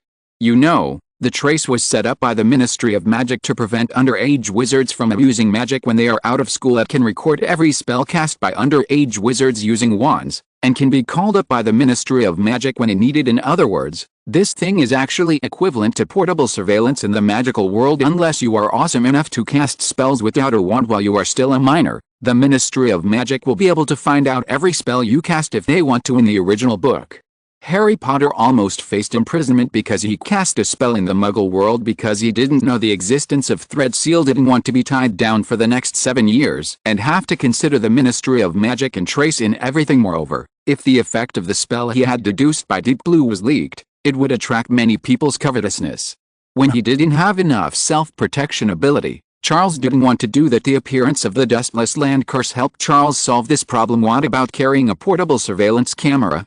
When necessary, Charles can disable this portable surveillance at any time, so he doesn't need to be afraid of anything when taking action. With these effects, Even though the Dustless Land curse has only been deduced twice, there is still a lot of room for further deduction. Charles does not plan to spend more deduction points on deduction for the time being, as it is enough. Taking a deep breath, Charles' attention returned from the system to reality, and he felt quite happy. Although the process of Ciel in deducing the Dustless Land curse from the expulsion curse sounds long, it only took less than 10 seconds in the real world. Dumbledore had just stood up and walked from the bed to the door of the ward. At this moment, he turned his head and looked at Charles. Ciel, the banishing spell is not a spell that a first-year student can learn overnight. Come on, follow me to Diagon Alley to buy the items you need, and then you will have plenty of time to practice before school starts. At this time, Charles stretched out his hand. Dumbledore's expression grew tense. What's wrong, Charles? Are you feeling unwell? Do you need to call a doctor? Charles shook his head and looked at Dumbledore. With a strange look in his eyes, he had no intention of hiding his incompetence in front of Dumbledore, or rather, even if he did, he would not hide himself too much. The spells with special effects deduced by Deep Blue can be hidden, but if you want to master the spells yourself, that is not necessary. When I go to Hogwarts to study, it will be impossible to hide this thing. No matter how hard you try, just like a piece of gold, it will still sparkle even if it is thrown on the beach. If Dumbledore finds out that I have been hiding, it might arouse Dumbledore's suspicion. It would be better to show off your amazing talent now. He holds the title of the smartest student in the UK in the Muggle world. Although this talent is amazing, it is not incomprehensible. He could also use this as an excuse to ask Dumbledore for more powerful spells. As for whether it is possible that Dumbledore made some secret arrangements for me because of my talent, probably, but if it could give him the opportunity to learn more advanced spells, Ciel thought it was worth it. After all, there is no free lunch in this world. Well, apart from the time when Dake pulled him into the dream world of Arliet, and the time when Dake fed him a lot of sublimation potions, all in all, Charles believed that the speed at which he would become stronger would definitely be far beyond Dumbledore's imagination, enough to break Dumbledore's arrangements. So, Ciel said softly, "No, Headmaster, I'm not feeling unwell. Yes, I think the banishing spell you just taught me seems a little simple. I have already learned it, so, Headmaster, can you lend me your wand for a moment?" Chapter 14 Shocking Talent, Patronus Spell? Exclamation mark. Hearing what Charles said, Dumbledore paused for a moment, and even his expression was rarely under control, revealing a look of horror, shock, and doubt. You said you have learned the banishing spell?" Dumbledore's tone rose a few notches. "Ciel, you have to know that although the difficulty of this spell is slightly lower than the Patronus charm, it is not much lower. Many senior students at Hogwarts, after years of studying magic, do not have the ability to use this spell, and you haven't even entered Hogwarts yet, and this is your first time to experience magic." Ciel looked at Dumbledore and smiled. "Principal, the reason is very simple. I am a genius. Geniuses are always different from others. If I'm guessing correctly, Principal, although you may not be as good as me when you were a child, you should be far ahead of your peers. Genius often shocks people. You, the principal, should have a deep understanding of this." After a brief moment of surprise, Dumbledore smiled. "Even though I am a genius, maybe I wasn't as good as Ciel when I was a child?" That was an interesting statement, one Dumbledore hadn't heard in many years. However, the child in front of him was said to be the most talented student in the Muggle world, and he could achieve incredible results in every subject he participated in. Maybe it is really possible? After a moment's hesitation, Dumbledore turned and drew his wand, but unfortunately, it was not the old one that Charles was looking forward to taking a few more bites of, but the one that Dumbledore got from Ollivander. Charles couldn't tell the specific materials of the wand, body and color, but there was no doubt that a wand that could match Dumbledore, especially a wand of Dumbledore during his teenage years, was by no means mediocre. After taking a deep breath, Charles took the wand from Dumbledore. "As soon as you get it, this wand shows its temper." Ciel could almost feel the resistance and disdain coming from the wand. "Who are you?"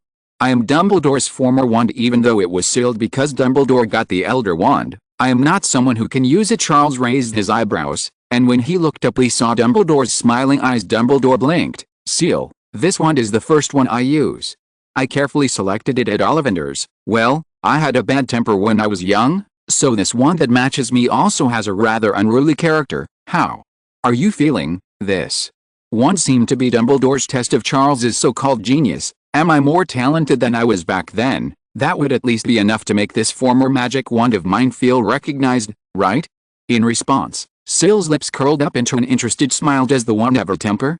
"That's good. I just hope its toughness matches its temper. Charles had taken a magic wand from Dark before, but when he cast the eternal blazing sun spell, the wand could not withstand the violent fluctuations of magic power and cracks appeared on it. After Charles barely cast another laser spell, the wand shattered into pieces. At this moment, Charles' eyes flickered slightly and fell on Dumbledore's former wand, and he said in his heart, "How about using you to cast the eternal blazing sun spell? You must hold on."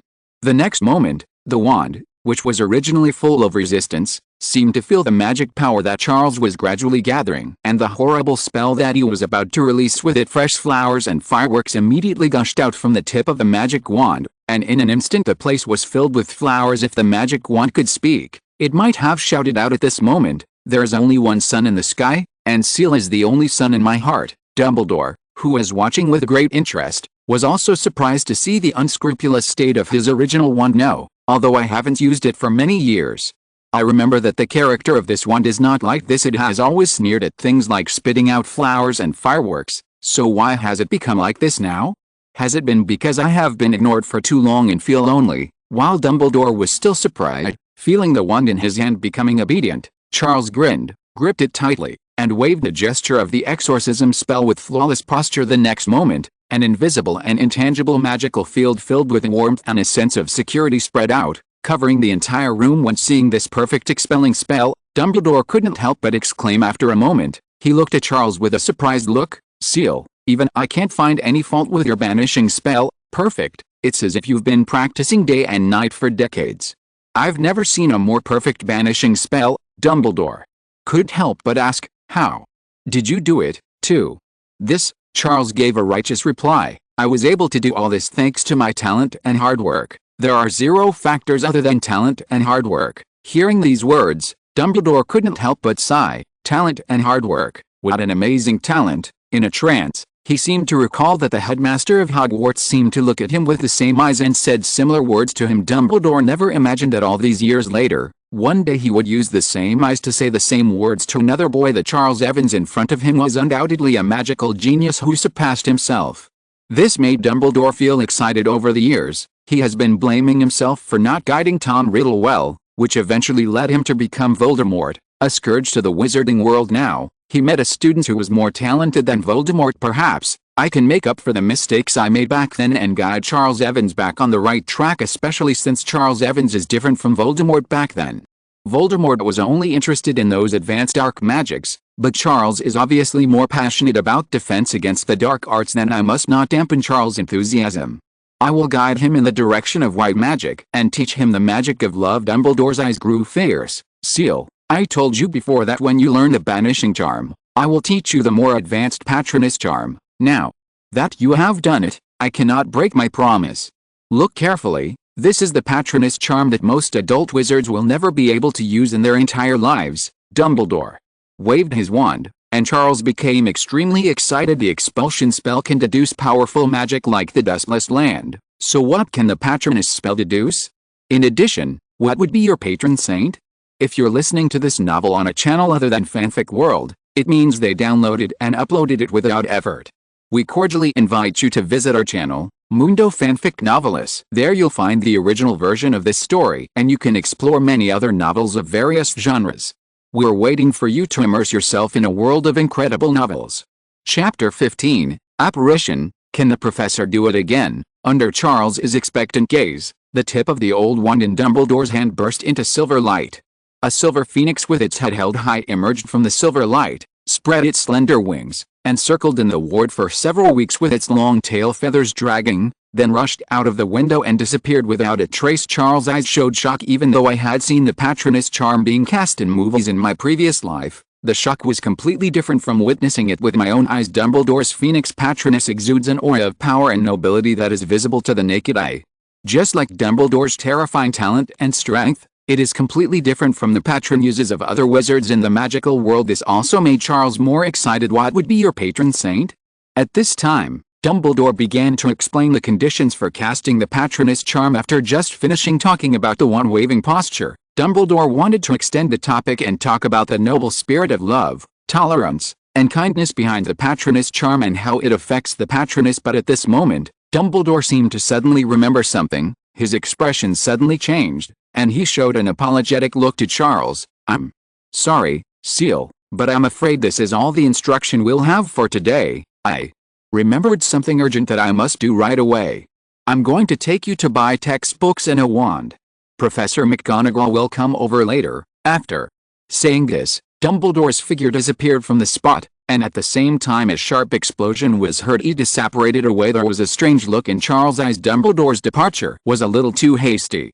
What made him so anxious? Ciel remembered that in the original book, there had been a theft at Gringotts before Harry Potter entered school. Quirrell, who was possessed by Voldemort, broke into Gringotts and tried to steal the Philosopher's Stone to help Voldemort restore his body, but Dumbledore had already made arrangements in advance, moved the Philosopher's Stone out, and had planned to use the Philosopher's Stone as a prop to test Voldemort and Harry Potter later. This must be the matter that made the usually calm Dumbledore so hurried that he didn't even have time to say a few words. However, Dumbledore used apparition to leave in a hurry, which gave Charles an unexpected surprise in his mind. There emerged the image of Dumbledore using the Patronus charm, as well as the image of Dumbledore apparating away. The Deep Blue System's mechanical prompt sounded immediately. Derivable.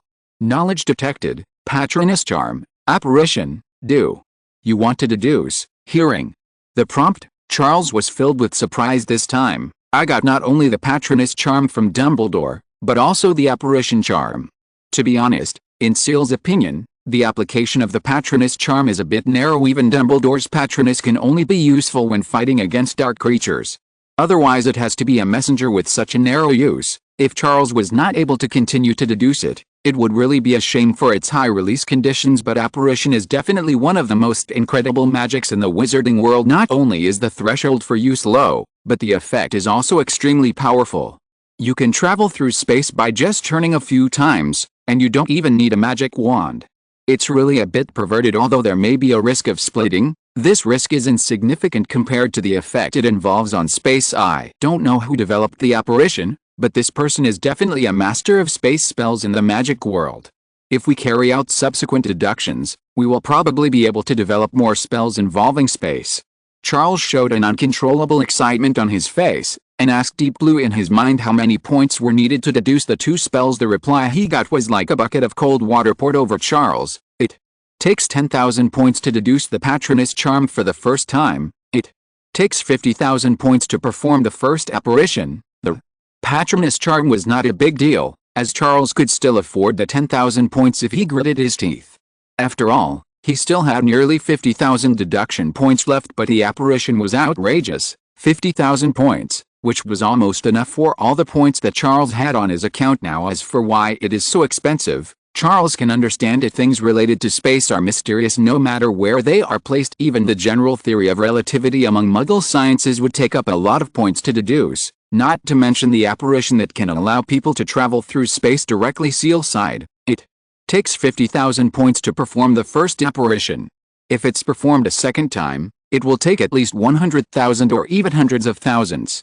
It's simply a bottomless pit. Deduction points are really not enough. He began to think about what other channels he could use to obtain a large number of deduction points, apart from the reimbursement from the Ministry of Magic and Dark, who might come again at any time. Finally, Ciel's thoughts were fixed on Dumbledore's hurried departure.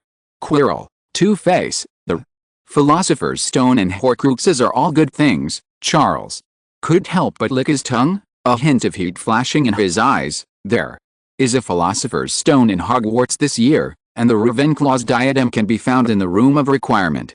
I wonder how many deduction points I can get by eating these two. By then, it should be enough to perform the apparition charm 3 times. Just as Ciel was thinking about it, another explosion was heard outside St. Mungo's Hospital. A serious-looking, well-dressed witch hurried to the outside of Ciel's ward.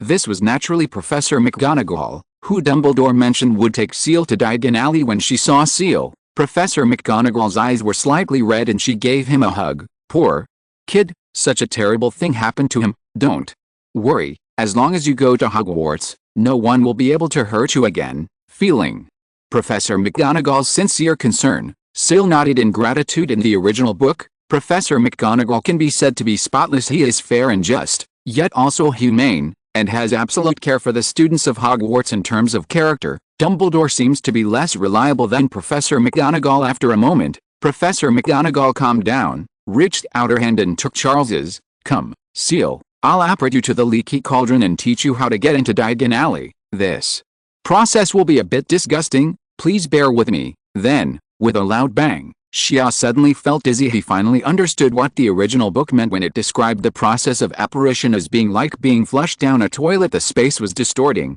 and countless scenes were flying past and away at a high speed. The feeling was more intense than the most uncomfortable motion sickness that Charles had experienced in his previous life when he landed. Charles also retched, but at this moment, a prompt from the deep blue system sounded in his mind. Since the host witnessed the spatial distortion during the apparition process, the deduction has some references. The points required for the first deduction of the apparition spell are reduced by 5,000 points. Charles' eyes widened instantly, and he wondered in his heart how could he have forgotten this. The deep blue system does have the ability of infinite deduction, and can deduce advanced mathematics step by step from elementary school mathematics, but this consumes a lot of deduction points. After all, it is equivalent to creating a new field from scratch, but if you get the corresponding textbooks, it is like having a reference and you just need to study according to it. In this way, the points consumed will be greatly reduced. Now it seems that the same is true for spell deduction. If one could obtain enough reference materials, or witness the spatial distortion and changes during the apparition like this time, the difficulty of Deep Blue's deduction would be reduced, and the points consumed would also be greatly reduced. This is definitely good news for Charles at this moment. Professor McGonagall was waiting beside Ciel. She seemed to have gotten used to the reactions of the young wizards after they had experienced apparition, and was patiently waiting for Charles to recover from his dizziness and nausea. She even moved a little further away to prevent Charles' vomit from splashing on her robe. After Ciel straightened up, Professor McGonagall said, "Okay, Ciel, we're already at the leaky cauldron. Follow me, I'll take you to Diagon Alley." In her opinion, the little wizard would definitely be eager to witness the magical world, but this time, Ciel's performance obviously caught Professor McGonagall off guard. Ciel had no intention of moving forward at all. Instead, he stood there and pleaded with Professor McGonagall, "Professor, can you take me to Appred a few more times? I really like riding the Muggle roller coaster and Ferris wheel. The feeling of the world spinning around is really exciting. This apparition is much better than the roller coaster. Fun, love to play." Chapter 16, A Big Profit. I'm so reassured. After hearing what Ciel said, Professor McGonagall, who was about to walk towards the leaky cauldron, stopped in her tracks, and a look of confusion and doubt appeared on her serious face. For a moment she wondered if she had heard it wrongly. Apparition, fun, love to play. Is it fun to be flushed back and forth by a flushing toilet? Is this how kids in the Muggle world like to play now? Although she didn't know what the roller coaster and Ferris wheel that Charles mentioned were, Professor McGonagall had already decided that if she entered the Muggle world in the future, she would stay away from these two things. Then, Professor McGonagall felt embarrassed. It was already late, and she still had 2 houses to visit, but when she saw Ciel's eager expression, Professor McGonagall's heart softened. According to the information, the child is an orphan who has never received parental love since childhood. He even has to rely on the prize money he won from participating in competitions to eat. How pitiful, not to mention that his recent 11th birthday was spent in such terrible circumstances, which made Professor McGonagall even more distressed. So after a moment, Professor McGonagall nodded. "Okay, let's Appred again." Immediately, she grabbed Ciel's hand again, and the two of them apparated back outside St. Mungo's Hospital. During this time of apparition, Charles consciously concentrated his mind, observing the distorted space and the rapidly receding scene. He felt as if he was looking at an oil painting with indescribably chaotic lines. The dizziness this brought was even stronger than the first time he apparated. This time, as soon as he landed on the ground, Charles couldn't help but scream and vomited violently to the side. As he was vomiting, the voice of the Deep Blue system rang in Charles' mind, reminding him that he had obtained more references this time, and the points required for the first deduction of apparition were directly reduced by 10,000 points. The initial deduction that originally required 50,000 points now only requires 35,000 points. Rounding off, it is equivalent to directly saving Charles the deduction points equivalent to a bottle of sublimation potion. Think about the disgusting experience of drinking sublimation potion, and the feeling of being thrown into the toilet after apparition is much better blood-earned. So after finishing vomiting, Ciel raised his head and looked at Professor McGonagall. "Professor, let's do it again. It's fun. It's really fun, Professor." McGonagall was completely confused and felt that she seemed to no longer understand the young wizard now. "Isn't this just asking for trouble when you have done nothing wrong?" But under Ciel's earnest request, Professor McGonagall reluctantly agreed to take Ciel back and forth a few more times in Charles' mind. The reminder sound of the deep blue system kept ringing, but unfortunately, even though he was concentrating on staring at the distorted space, the reduction and deduction points each time it sounded was gradually getting smaller until the last time, it was simply pointed out that it had no reference value and could not be reduced any further at this point. The points required for the first deduction of apparition have dropped to 20,000 points. Only then did Charles stand up on his trembling legs, indicating that he had really had enough fun. Professor McGonagall finally breathed a sigh of relief. To be honest, even if she was an adult wizard, it would be disgusting enough to apparate so many times she was afraid that she would vomit in front of Charles and her image would be ruined. Fortunately, Charles finally had enough fun. After calming down the feeling of nausea, Professor McGonagall was finally able to take Ciel into the famous Leaky Cauldron. The Leaky Cauldron was now full of wizards. Many people are talking about the death of the vicious dark wizard Dark. Some people called Ciel another boy who lived. Speaking of this, more people were excitedly discussing another topic, which was when Harry Potter, the boy who lived, would enter the wizarding world through the Leaky Cauldron. Charles didn't care at all about these discussions. His entire focus was on the food he saw as he made his way through the Leaky Cauldron. Unfortunately, all you can see with the naked eye are some ordinary foods. Even though some dishes are different, the ingredients used are ingredients that can be found in the Muggle world. Relying on these foods, eating 8 meals a day can only increase a few deduction points, which is far inferior to the recovery meals with magic herbs added to St. Mungo's Hospital. It seems that until I find a more suitable source of magical food, I can only use St. Mungo's Hospital as my canteen. With these thoughts in his mind, Ciel followed Professor McGonagall through the Leaky Cauldron and arrived at the famous wall in the original book. Professor McGonagall took out her wand and demonstrated to Ciel how to find the brick he needed to knock on based on the position of the trash cans on the wall in order to enter Diagon Alley. Ciel asked Professor McGonagall another question that took her by surprise. "Professor, why do you go through so much trouble to get into Diagon Alley? And this method seems very unreliable. What if someone plays a prank and puts a lot of identical trash cans on the wall? Or maybe someone has tampered with the wall, using paint or some other magic to cover the entire wall.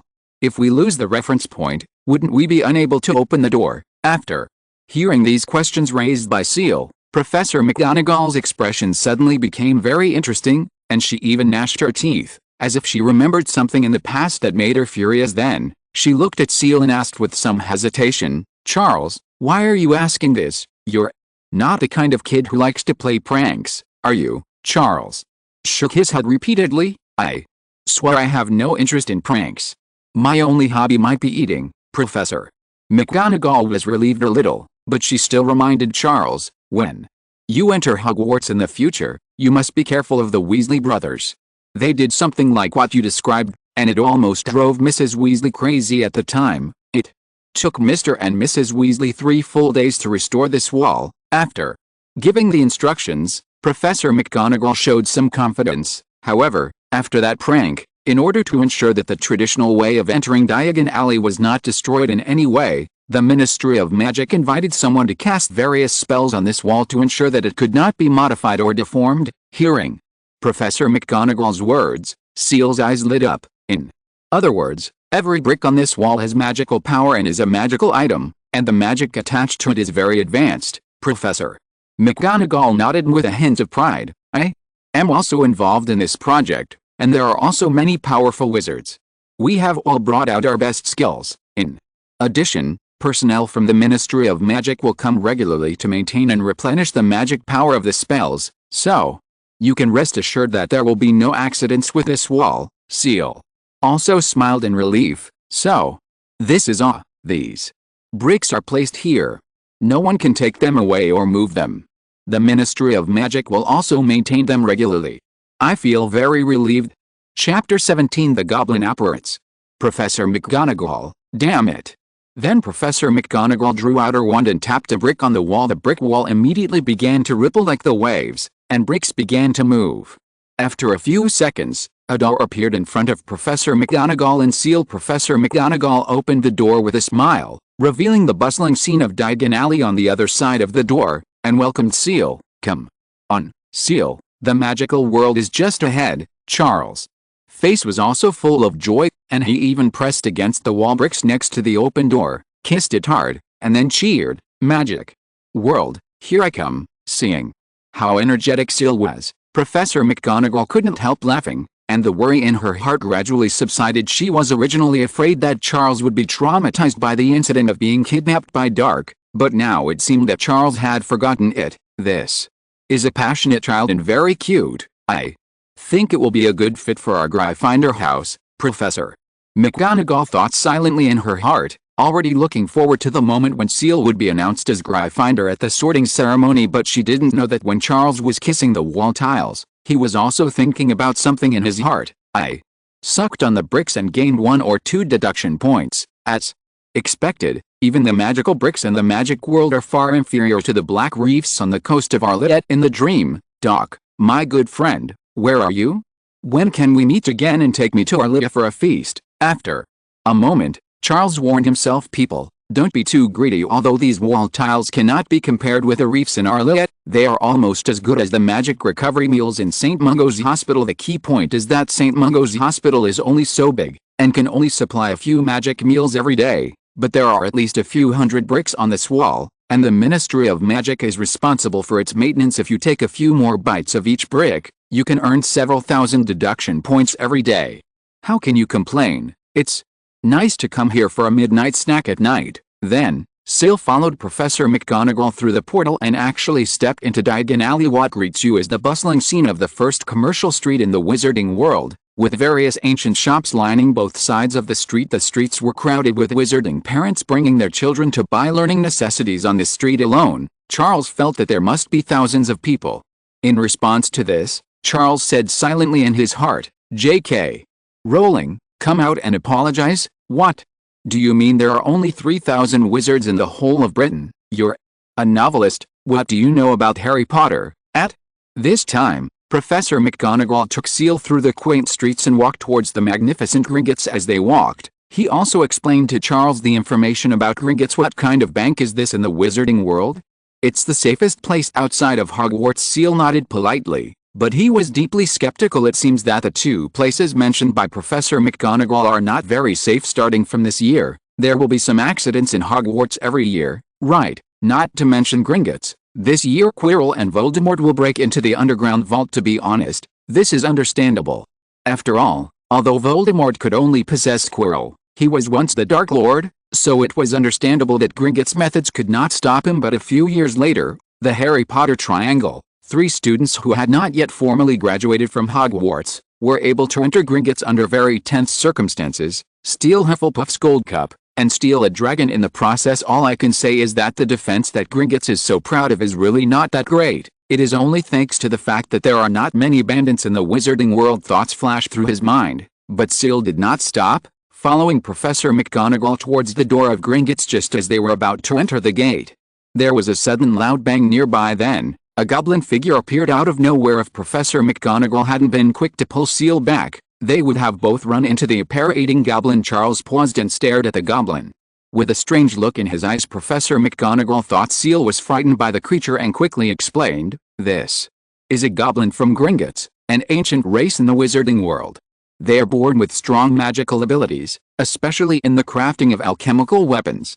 The weapons crafted by goblins are very famous. Gringotts was founded by goblins. Of course, Charles was not frightened by the appearance of the fairy, but he suddenly remembered something in the original Harry Potter books. There seems to be a difference between the apparition of wizards and that of goblins, house elves, and the like. The latter's apparition allows him to go to places that wizards cannot go even though it is blocked by a spell. Goblins and house elves can still pass through it unhindered. Even the spell set by Voldemort to block apparition could not stop a house elf who had done housework all his life. So what makes the difference? If he could be led by the fairy to perform a few apparitions and witness the changes, it might be a good reference for the Deep Blue system. In this way, the points required to deduce the apparition shift may be further reduced. Now, the first deduction of apparition requires 20,000 points, and the second deduction requires at least 100,000 points. Charles can't gather so many deduction points in a short period of time, but if the points required for the first deduction can be reduced to 10,000,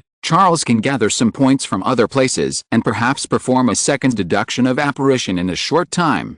This magic related to space is very useful for escaping. So after a moment, Charles stopped the goblin who was about to enter Gringotts. Hello, Mr. Goblin. I just witnessed your apparition. It's amazing magic. I just heard from my professor that goblins are one of the oldest and noblest races in the wizarding world, and they are born with magical talents far superior to wizards. Your alchemical weapons surpass all alchemical items made by wizards. This is really cool. When he was first called, the goblin's expression showed obvious impatience. After all, it could tell at a glance that Ciel was brought to Gringotts by Professor McGonagall to exchange for gold galleons. Those who are guided by Hogwarts professors are basically from Muggle families, not aristocratic families in the magical world. In Gringotts' internal assessment, these customers are considered low-value customers, so the goblins naturally don't have a good face towards them. But when the Charles put on his big hats, he talked about the magic and the fact that fairies were the noblest race, with magical talents far exceeding those of wizards. The corners of this fairy's mouth inevitably curled up a little, and her expression became visibly softer. Little wizard, you really have good vision. Yes, we fairies are just like what you have heard. Charles continued to plead while the iron was hot. Then, could you please let me experience apparition a few times, so that I can witness the noble magic of the fairies with my own eyes? The goblin hesitated, but I still have things to do, and my time is precious. Without saying a word, Charles took out a check from a London bank. I have £200 here. Can I take all of it as your payment, except for the part that can be converted into gold galleons? I just want to experience the noble magic of the goblin. Please don't reject me, Mr. Goblin. When the goblin saw the check, his eyes lit up. £200 can be exchanged for 40 gold galleons at Gringotts, but there is a limit on the number of gold galleons that Muggle wizards can exchange each year. Even if one is worth billions in the Muggle world, one can only exchange a certain number of gold galleons each year unless you are willing to pay Gringotts some money laundering fees. But Gringotts' internal employees are naturally not subject to such restrictions. Charles took out the £200. The little wizard could exchange a maximum of 10 galleons in the first year, so the remaining 30 galleons would be his reward. All it needs to do is apparate Ciel a few times. Instantly, the fairy agreed to Ciel's request. Make a deal. My name is Bashi. This little wizard guest. Serving guests has always been the purpose of our Gringotts. We can start anytime. As Ciel skillfully complimented the goblin and even took out pounds to bribe him. Professor McGonagall's face changed little by little and she looked at Ciel in disbelief. How come this kid is so skilled at bribery? Professor McGonagall suddenly felt that her previous judgment of Ciel seemed to be wrong. She pulled Charles aside and said seriously, Charles, were you just flattering to achieve your own goals? Did you even bribe me? This is not something a child should do. Ciel sighed at Professor McGonagall's serious expression. Professor, as you know, I am an orphan. I grew up in an orphanage and moved out later. You don't think the orphanage is a paradise, do you? It's a compulsory course to flatter and bribe the staff so that you can have enough food. I know this is a bad habit, but I can't seem to get rid of this habit of flattering others. Professor, do you think I am a bad person? Professor McGonagall's face changed instantly. Her originally serious expression became flustered and her face turned red. She opened her mouth but didn't know what to say. She looked at Charles with eyes full of pity and love. No, how could that be, Professor? McGonagall hugged Ciel gently and patted his shoulder. Good boy, when you go to Hogwarts, you won't have to please anyone. If anyone dares to bully you, I will never let him off easily. As for now, Professor McGonagall took out a purse and stuffed it into Bashi's hand, then took back the check from Charles and said to Charles, go ahead and have fun. This is the professor's treat. Charles' face was full of emotion, and he pulled Bashi, and was taken away by Bashi amid a loud bang after Ciel left. Professor McGonagall slowly hugged her head, huddled in a corner beside the Gringotts door, and murmured in a low voice, why did I speak to poor Ciel like that? It must have scared him. I'm so damn good. Chapter 18, Ancient Passage. The first demonstration of apparition. Just when Professor McGonagall was regretting her attitude towards Ciel just now, Ciel was pulled away by the goblin Bashi and began to apparate. The space before my eyes began to twist and change, and the scenery moved away like a spiral. In just a moment, Ciel found himself outside the familiar St. Mungo's Hospital, but to his surprise, compared with Professor McGonagall's apparition, the goblin Bashi's apparition was obviously much smoother. During the apparition process, Ciel was concentrating on staring at the distorted space the whole time, But the dizziness was not as strong as Professor McGonagall's apparition after landing. Charles did not feel dizzy, but just swayed slightly before standing firmly on the spot. This made Charles' eyes light up in surprise. And he began to believe that the fairy's apparition was indeed different from the wizard's version regardless of their performance in other areas. Goblins are clearly much stronger than wizards in the field of apparition at this moment. A deep blue prompt sounded, confirming this as well. Host has obtained reference materials. The deduction points required for the first deduction of apparition have been reduced by 3,000 points. Excitement surged in Charles' heart. Although the 3,000 points were not much, Ciel had already observed Professor McGonagall's apparition several times before, and he would not be able to reduce the points if he continued to observe. But now observing the fairy's apparition, it can still be reduced. You know, Professor McGonagall, as the vice president of Hogwarts and a master in the field of transfiguration, is definitely one of the top wizards. Her magical attainments are beyond the reach of ordinary wizards. But this goblin Bashi in front of him couldn't be the only genius among the goblins, right? No matter how you look at it, she's just an ordinary fairy. But even such an ordinary being can use apparition beyond Professor McGonagall's limit, which is enough to prove that the goblin's version of apparition seems to be really different from that of wizards. Charles showed a curious look on his face and asked the fairy Bashi excitedly, "Wow, I was apparated here by Professor McGonagall before. My God, it was like being stuffed into a toilet bowl. But this time, Mr. Bashi, your apparition was much smoother." The fairy Bashi said with a look of superiority on his face. "Of course. How can a wizard's apparition compare to our goblins? Haha, even the spell of apparition was copied by wizards from us goblins, but it was just a poor copy, pirated. Products cannot beat genuine products. Not only is our apparition more stable, but it also far exceeds that of wizards in terms of distance and stability. We can also easily go to places that wizards cannot go to." Immediately, the fairy Bashi pulled Charles to show it to him with a loud bang. A huge stone statue appeared in front of Charles in the wilderness. Next, there are rocks where the sea and sky meet, and in the distance, you can seem to see a cloudy island. Countless scenes flashed by in each apparition during this period. Charles also gradually found out from the goblin Bashi what the difference was between the apparition of goblins and wizards. According to the goblin Bashi, the reason for the smoothness, accuracy, distance, and even the fact that one can pass while the other is forbidden, is that the wizard and the goblin do not operate through the same channel. If the goblin's apparition is like riding a train on a railway, the road is very wide and smooth. The wizards imitated this principle and built a narrower and more rugged mountain path for themselves. And they stumbled along in their carriages. Then the effects will naturally be very different. Moreover, the blocking spell against apparition could block the mountain path built by the wizards themselves, but it was powerless to stop the railway taken by the goblins. This is why even the sealing spell set by Voldemort could not prevent an elderly house elf from apparating. After hearing the information extracted from the fairy Bashi, Charles suddenly realized something, and most of his doubts about apparition were cleared up. However, another question becomes increasingly prominent, that is the space passage, or other name that wizards use when they apparate.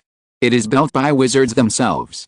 So what about the one that fairies use? When Charles asked the fairy Bashi, Bashi looked at him as if he was an idiot. Of course it is innate. This ancient passage has always existed in this world since the birth of this world, before the birth of the goblin race. It's just that you wizards are not talented enough to use it. Only noble fairies can do it.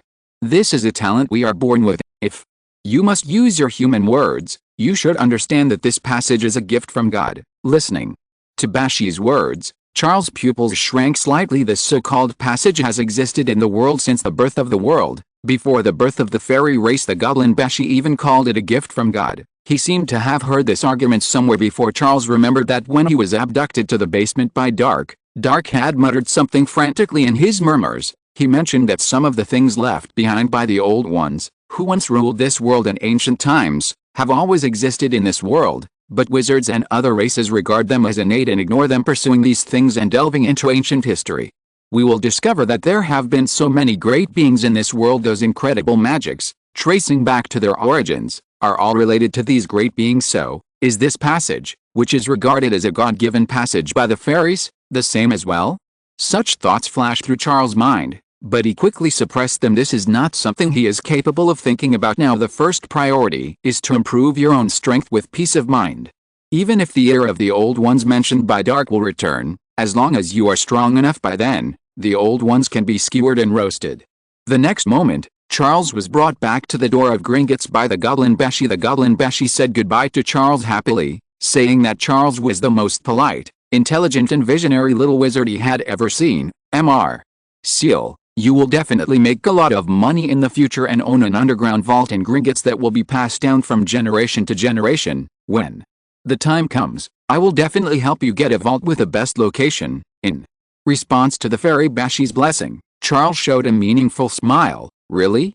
I will definitely go into the underground vault of Gringotts one day. After all, there are so many good things in the underground vault of Gringotts compared to this. The room of requirement at Hogwarts is nothing but a pile of junk. Save for the Ravenclaw item, how can the things that students regard as treasures and dangerous items compare with the vision of a magic family with an underground vault? What is stored here are the most precious treasures in the entire magical world. Hufflepuff's gold cup is just one of them. Charles believed that among the collections of those ancient magic families, there might be items more precious than the golden cup. If you could loot the underground vault of Gringotts, your deduction points would definitely explode. Even without mentioning anything else, the mountains of magical gold galleons piled up in Gringotts alone can provide an astronomical number of deduction points, but these are all later stories. Charles' attention is now focused on the deep blue system. After observing the goblin's apparition several times, the number of deduction points required for the first deduction of apparition was finally reduced to a range he could accept 10,000 points. If we make a second deduction on this basis, it is estimated to be 50,000 points. The points Charles has on hand are not far away, so he can make up the number by adding them together, and even if it is the first time to deduce it, the benefits that apparition will bring to Ciel will be huge. At least you can run away if you encounter danger. So after a moment, Charles said decisively in his mind, "Deep blue, deduce the apparition for me." Chapter 19, Ciel's Killing Curse, Choosing a Wand. Following a low shout in Charles' mind, the deep blue system's prompt sounded, "Host, please specify the direction of deduction." Charles had already had an idea about this. His most basic requirements for apparition are that the startup speed must be as fast as possible, the distance and direction must be accurate, the stability must be high, and there must not be a situation where he is blocked and unable to escape. Just deduce it for me according to the fairy version of apparition, and also speed up the activation speed a little bit. The moment Charles gave the direction of deduction, the deep blue system began to operate. 10,000 deduction points were deducted, and as a result, countless pieces of knowledge about apparition emerged in Charles' mind. Just like deducing those spells before, it was as if there were countless parallel worlds of Charles studying apparition day and night with the help of the system. Every trace of spatial fluctuations during the previous apparition of Professor McGonagall and the Goblin Beshi was analyzed in detail. Gradually, a vague perception of the channel seemed to emerge in Charles' mind. Ciel was aware of the channels used by wizards to operate as well as those used by goblins and house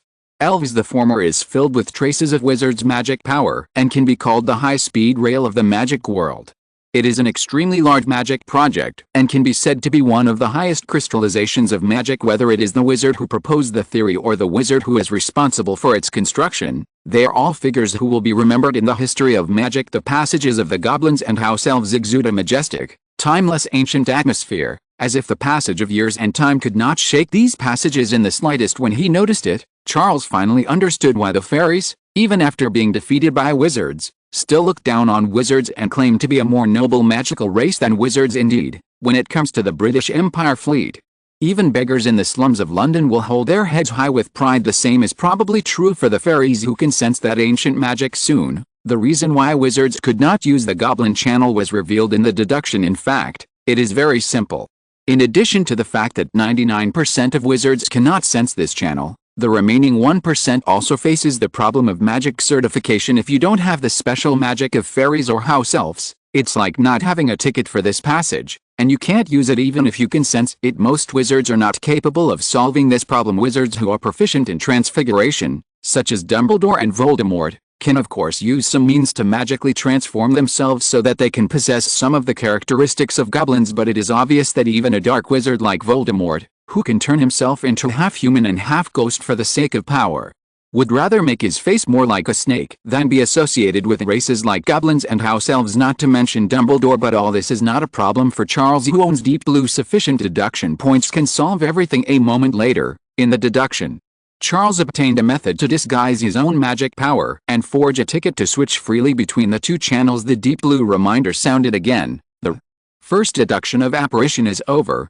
The host has obtained the complete version of apparition, and can use both the wizard and goblin channels to apparition at the same time. Since two channels are used for positioning, the maximum distance of apparition will be longer and the positioning will be more accurate compared to using a single channel. At the same time, the complete version of apparition solves the drawback of the wizard version that requires spinning in place to activate, and the activation speed is faster.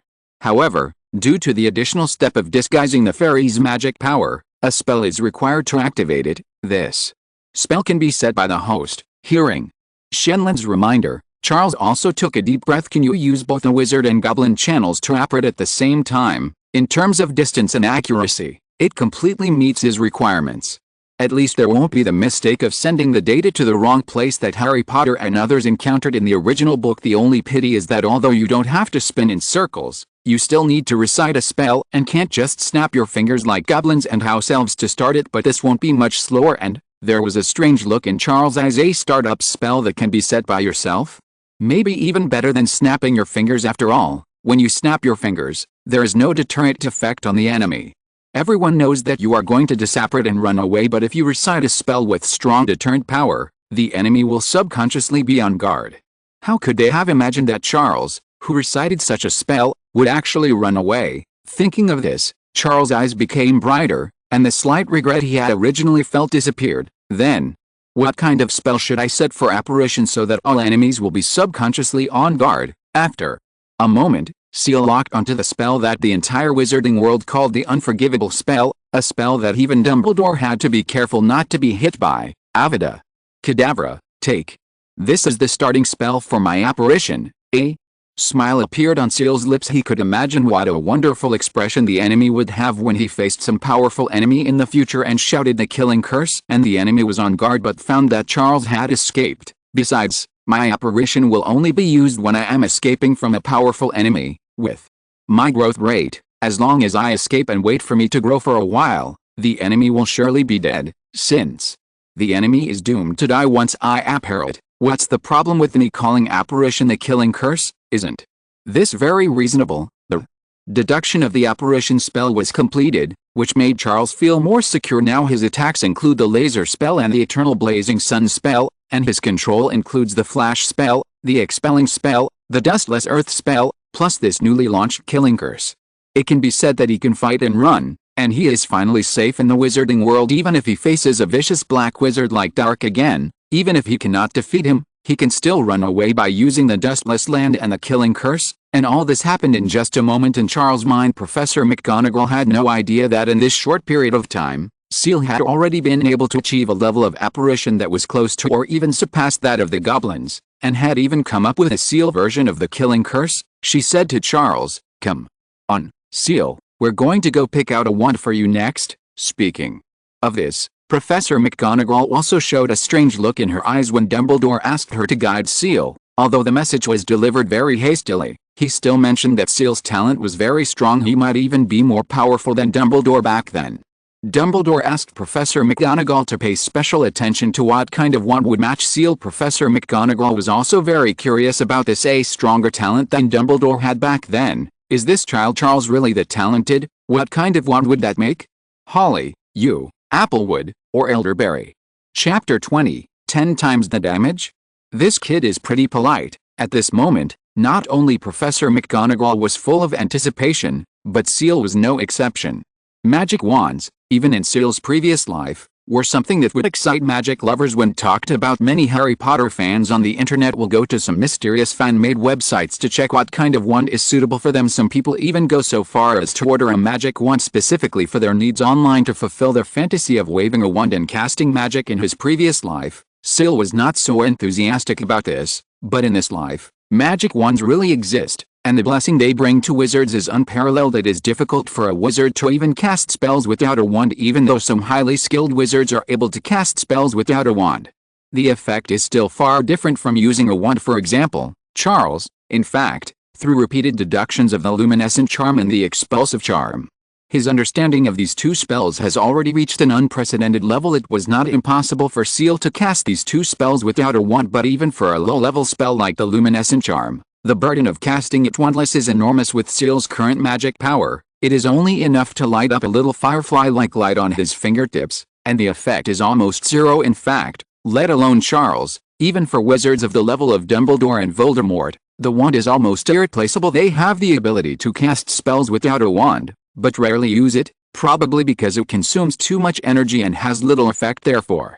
A magic wand that completely belongs to him is the most important thing to Ciel at the moment. Following Professor McGonagall, Ciel soon arrived at the only wand shop in Diagon Alley. The shop was small and shabby, with a solitary wand sitting on a faded purple cushion in the window. The peeling gold sign above the door read, Ollivanders, makers of fine wands since 382 BC. Walking into the store, there was nothing but a bench, and thousands of narrow boxes containing wands were stacked almost to the ceiling. Professor McGonagall greeted him and an old wizard came out. This person is naturally Ollivander, one of the 3 greatest wand makers in Europe. When he saw Ciel and Professor McGonagall, Ollivander, who had experienced countless school starts, gave a formulaic enthusiastic smile. Ahoha, another little wizard comes to buy a wand. Trust me, Ollivander's wand will never let you down. Before he could finish his words, Professor McGonagall interrupted Ollivander's opening remarks, which he had repeated hundreds of times. Mr.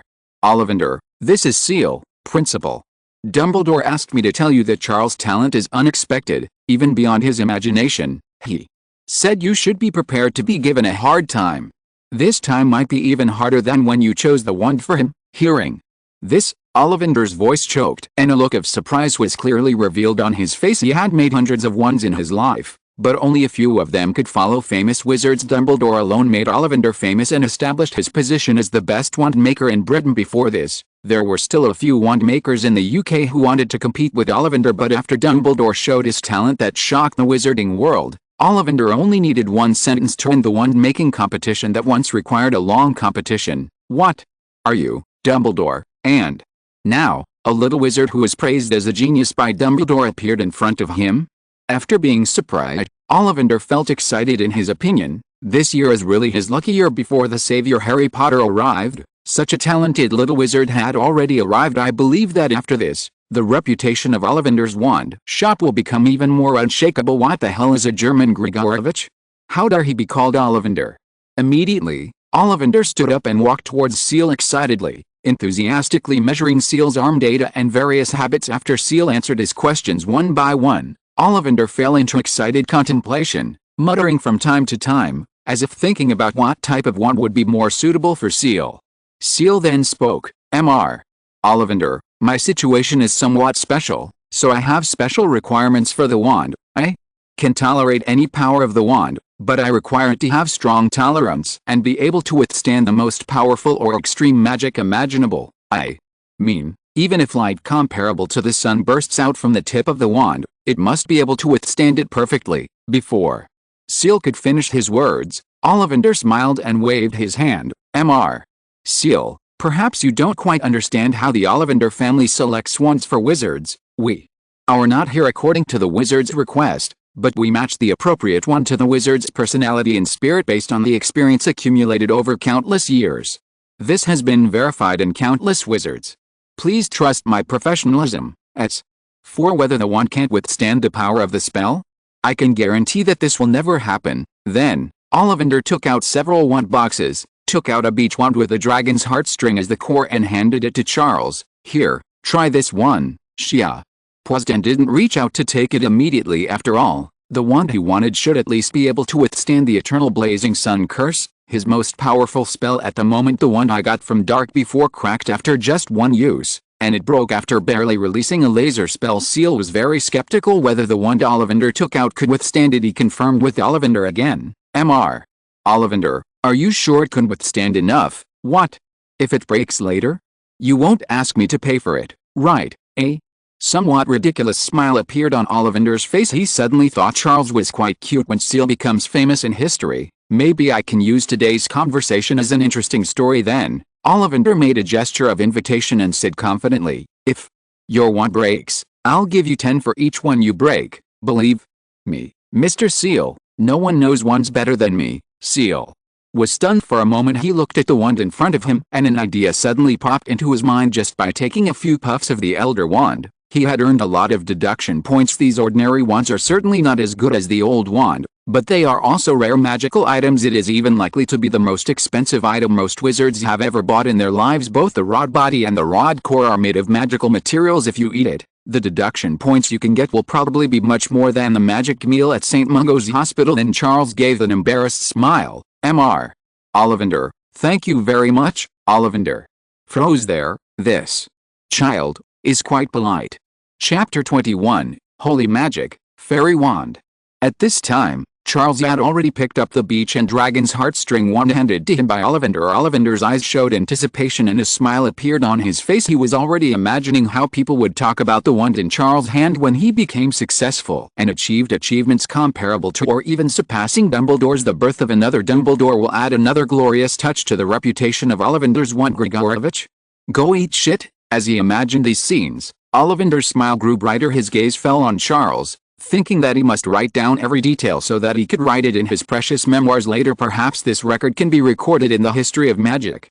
But just as Ollivander turned his gaze, the scene before him stunned him. Charles also sighed softly. Just now, the brilliant light of the eternal blazing sun curse emerged in his mind, and he wanted to try using this beech and dragon heartstring wand to see if it could withstand the extreme magic power of the eternal blazing sun curse. But before the spell was even formed, slight cracks appeared on the wand. Not only the surface, but also the inside is probably full of cracks. It seems that the reason why the wand used by Charles before shattered after releasing the eternal blazing sun curse was not because it left any scars, but because the magical properties of the eternal blazing sun curse were indeed too extreme and not something an ordinary wand could withstand. Ciel turned to look at Ollivander. Mr. Ollivander, I'm sorry, but this wand appears to be broken. I warned you. The smile on Ollivander's face froze little by little, and then became unbelievable. Ollivander had seen wands shattered in duels, but that was extremely rare and almost always occurred during spell battles between powerful wizards. But a little wizard caused his wand to shatter while trying it out?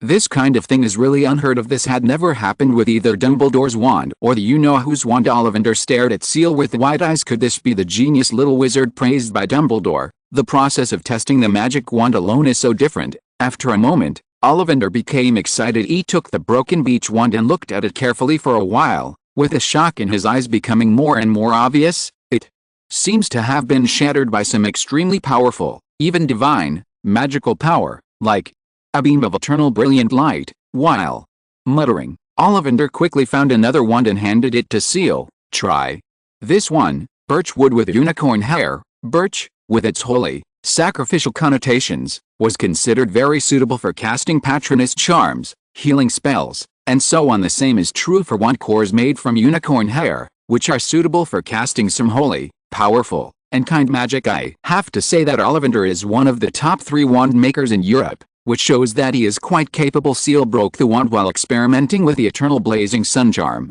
and a trace of the magic of the eternal blazing sun charm remained inside it, which had extraordinary control over darkness.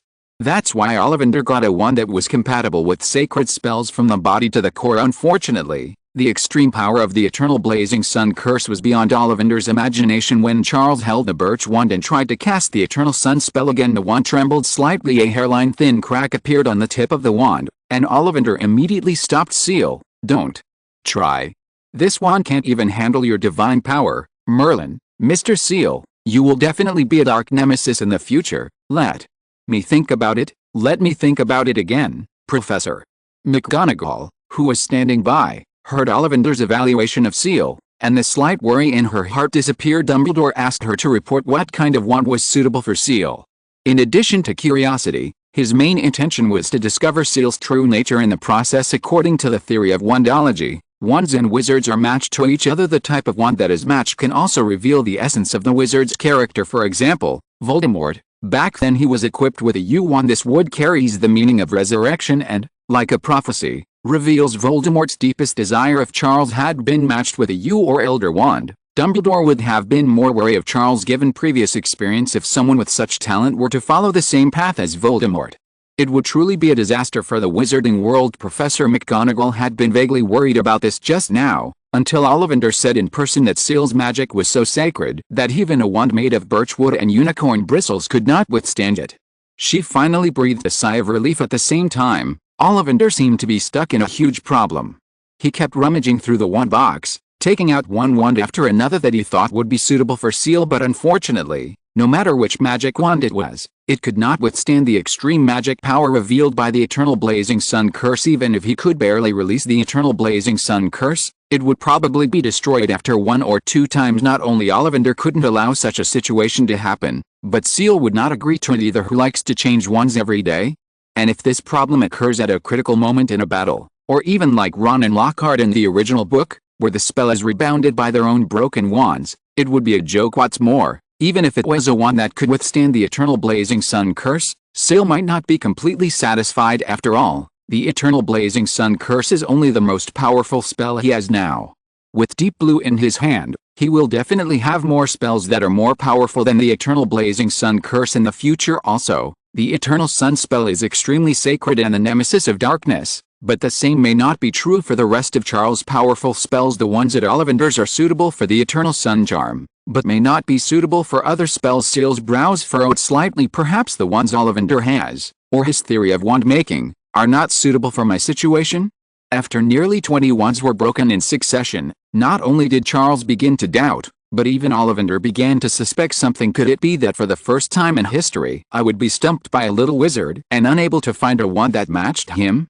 Just then, a wand box that looked very different from the rest of the boxes in Ollivander's wand shop emerged from beneath the pile of wands. This box is in typical fairy style, inlaid with gold, silver and gems. It is extremely gorgeous.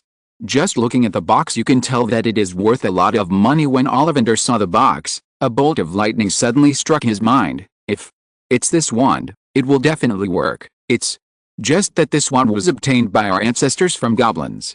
It was not made by our Ollivander family. After hesitating for a moment, Ollivander gritted his teeth. Never mind, Grigorovich once held a wand that he claimed was invincible. If he can do this, why can't I? Ollivander immediately opened the box. A 15-inch silver wand with mysterious hollow patterns on it appeared before Charles' eyes.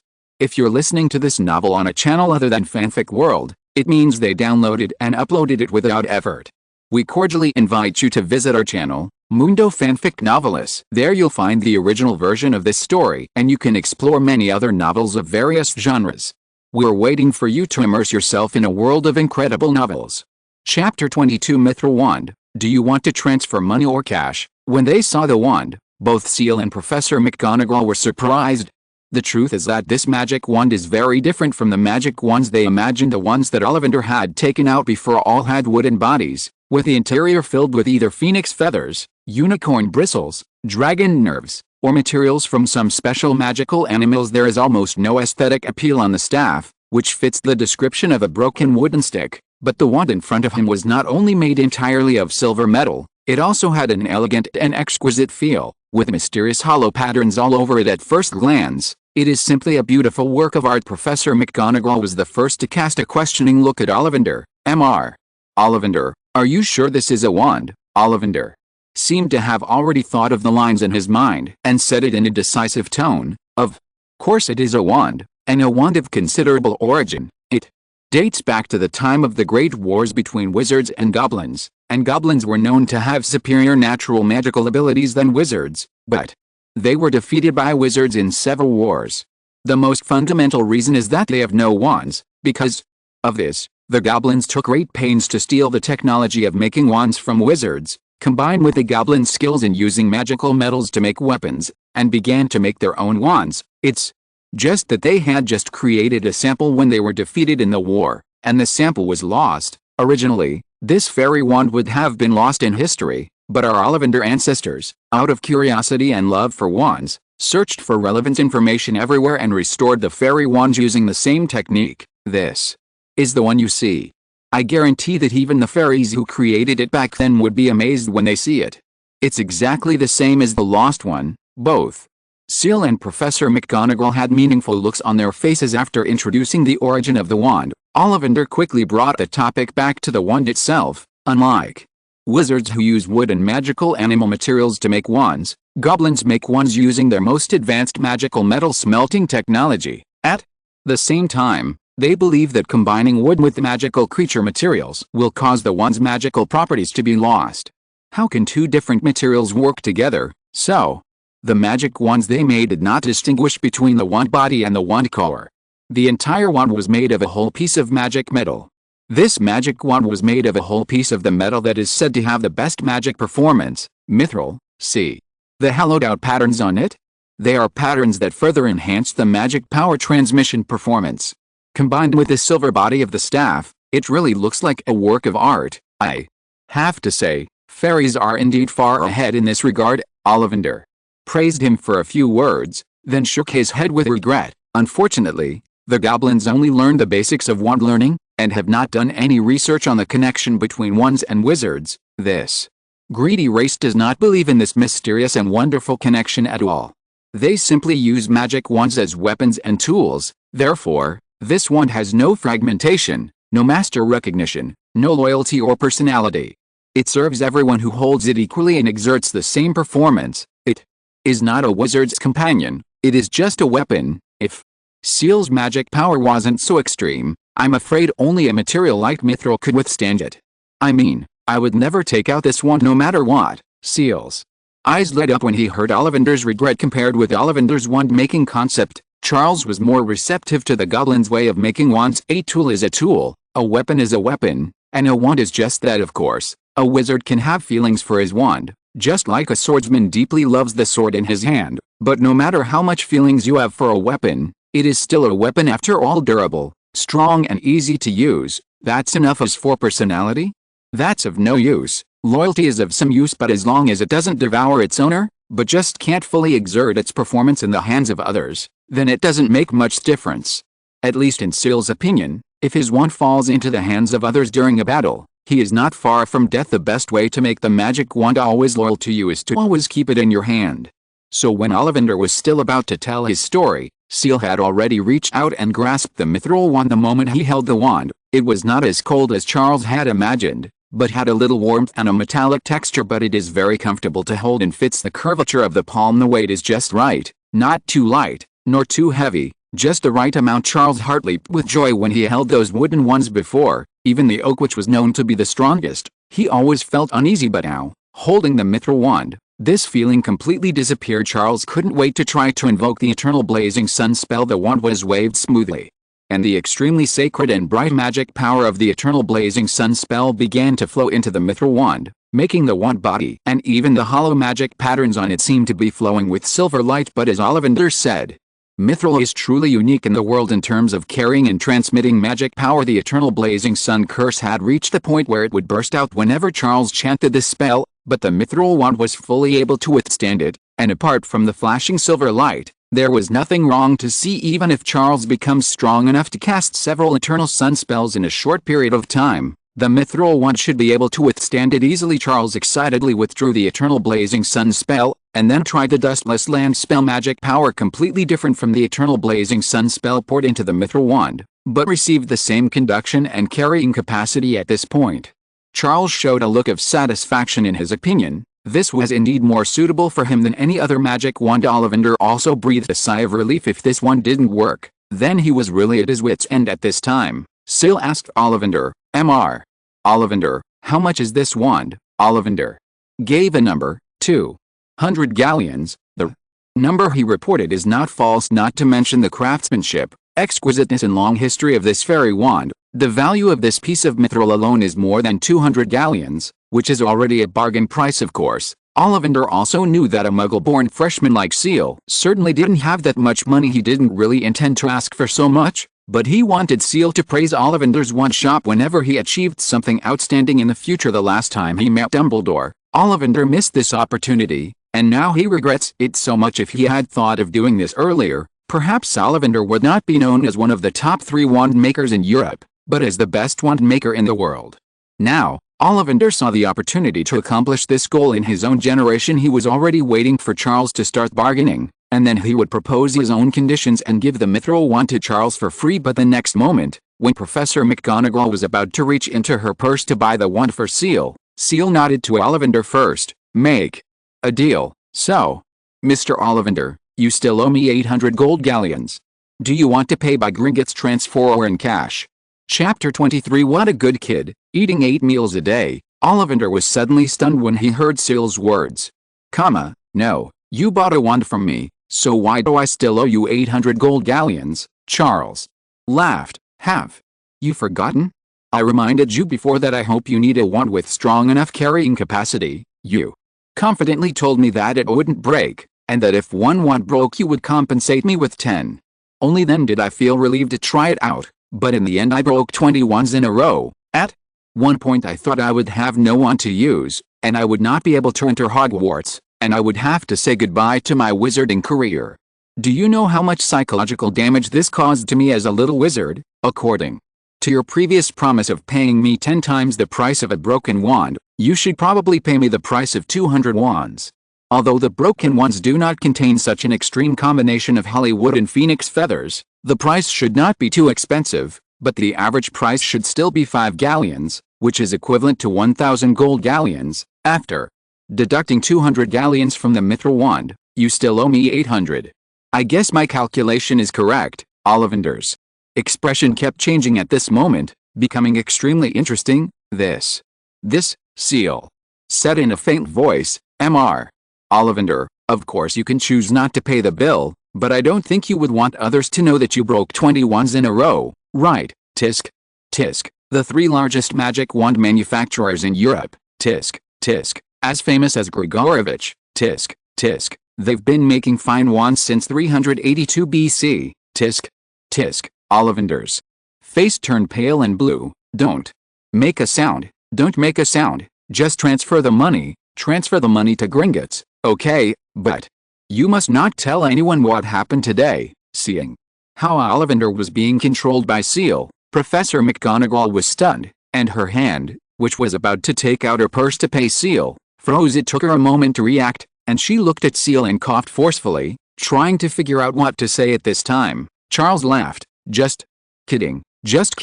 Why would I ask Mr. Ollivander for 800 gold galleons, not to mention using the reputation of the Ollivander family to threaten me? I, Ciel, am a young wizard with a conscience and morals. How could I do such a thing? Hearing this, Ollivander felt as if he had been pardoned. He wiped the sweat from his forehead and forced a smile. Actually, I was joking too. How can there be a wand worth 200 galleons? Am I, Ollivander, such a profiteer? This mithril wand is given to you, Ciel, my friend, as a testimony of our friendship. After a knowing laugh, Charles put the mithril wand into the box. Ollivander breathed a sigh of relief, and when he was about to send Charles, the plague god, away, Charles suddenly remembered something and asked Ollivander, by the way, Mr. Ollivander, can you give me those broken wands? You can reimburse the Ministry of Magic for the original price. Ollivander was really stunned this time. A broken wand? What do you want with it? Charles's face showed mourning. I think about what you said, Mr. Ollivander. Wands are alive, too. But this time so many wands were broken because of me. I really can't bear it, just thinking about them being destroyed because of me. My tears are about to flow from my mouth. No, from my eyes. I have always believed that every life deserves respect. Please let me take them away. This will be my way of making up for them and giving them a proper place to go. After hearing what Ciel said, Ollivander stood still for a moment. A look of emotion appeared on his face. He has been making wands for many years, and most of the wizards he has seen use wands as tools, even though he never tired of repeating to the wizards that there was a mysterious connection between wands and wizards. Most wizards still scoffed at it. This is true for adult wizards, not to mention the ecstatic little wizards who have just received their wands. All they can think about is waving their wands quickly and watching sparks and fireworks burst out. There is really no one like Ciel who respects the wand as much as he does. Professor McGonagall beside her even wiped her eyes in her opinion. Although Charles had some minor flaws, his kindness and respect for life were obvious just by looking at his actions. It seems that Dumbledore's worries were just groundless. How could such a kind child do bad things in the future? What a good child, so kind. Ollivander sighed, then packed up the broken ones that could no longer be reused for Ciel. Carrying this rather heavy bag of broken wands, Charles' heart was filled with anticipation. Although these ones are broken, the materials of their shafts and cores are still there: phoenix feathers, unicorn mane, dragon heartstrings. No matter what kind of material it is, it comes from extremely high-level magical animals and contains extraordinary magic power. After eating these magic wands, I should be able to earn a large number of deduction points. The points required for the second deduction of apparition should be enough. Then, Ciel followed Professor McGonagall out of Ollivander's wand shop and went to Madame Malkin's robe shop, Flourish and Blott's bookstore, and a grocery store to buy cauldrons and various odds and ends. Only then did Professor McGonagall breathe a sigh of relief. Your guidance of Charles was completed here, Professor McGonagall asked, looking at Ciel, who was carrying a lot of bags. Charles, do you have a place to stay? Is there any problem I can help you solve? Ciel said that he had his own apartment in the Muggle world. This is really true. This apartment was a reward from the Muggle school I attended before. After all, before the rise of Charles, this school was just an unknown civilian elementary school, but after the Shire came into being, its name appeared countless times in news all over the UK. For this reason, the school management committee decided to purchase the apartment as a token of gratitude and support to Charles. Therefore, in this life, Charles actually became a homeowner very early on, but I still want to stay in the Leaky Cauldron for a few days and continue to experience the charm of the wizarding world. After learning about Ciel's situation, Professor McGonagall breathed a sigh of relief and told Tom, the owner of the Leaky Cauldron, to ask her for help if he had any problems. Then she left to guide the Muggle students waiting at the back. After Professor McGonagall left, Ciel showed a relaxed smile on his face and walked towards the Leaky Cauldron. Although the first floor of the Leaky Cauldron looks rather shabby, the accommodation on the second floor is said to be quite elegant. There was a related description in the original book, saying that a traceless stretching spell was cast inside, and the space was much more spacious than it looked from the outside. Of course, the price is quite expensive. In order to make it easier to obtain deduction points, Ciel plans to live in the Leaky Cauldron before school starts. He naturally wouldn't treat himself badly. But he also didn't intend to really spend such a large sum of money. After all, the gold galleons he had on hand were already limited, and after buying a bunch of miscellaneous items, they were not enough. Fortunately, the kind-hearted Minister Fudge reached that agreement with me. Otherwise, how could I afford to live in the upper room of the Leaky Cauldron? Minister Fudge is such a good man. With this thought in mind, Charles came to the bar of the Leaky Cauldron and said to the owner, Tom, boss, give me 10 of your most luxurious meal sets. It will all be charged to the ministry. Prepare this amount for me every meal from now on. Tom said subconsciously, a most luxurious meal. The portions here are very large. There aren't many little wizards who can finish a whole meal. The next moment, Tom realized that the number Charles said did not seem to match what he understood. Wait, 10 copies? You mean 10 copies, my friend? Are you kidding me? Charles said calmly. Do you think I'm idle and I have to come here specially to joke with you? Or is it that the Leaky Cauldron can't even serve 10 set meals per meal, and that this money can't be made? Tom shook his head decisively. How can it be? It's just 10 deluxe meals, which means 30 meals a day. We can still supply this amount. This time it was Ciel's turn to shake his head. 30 servings a day? How do you calculate that? Tom was stunned. 3 meals a day, 10 servings per meal. That's 30 servings, right? Oh, I see. You mean skipping breakfast, right?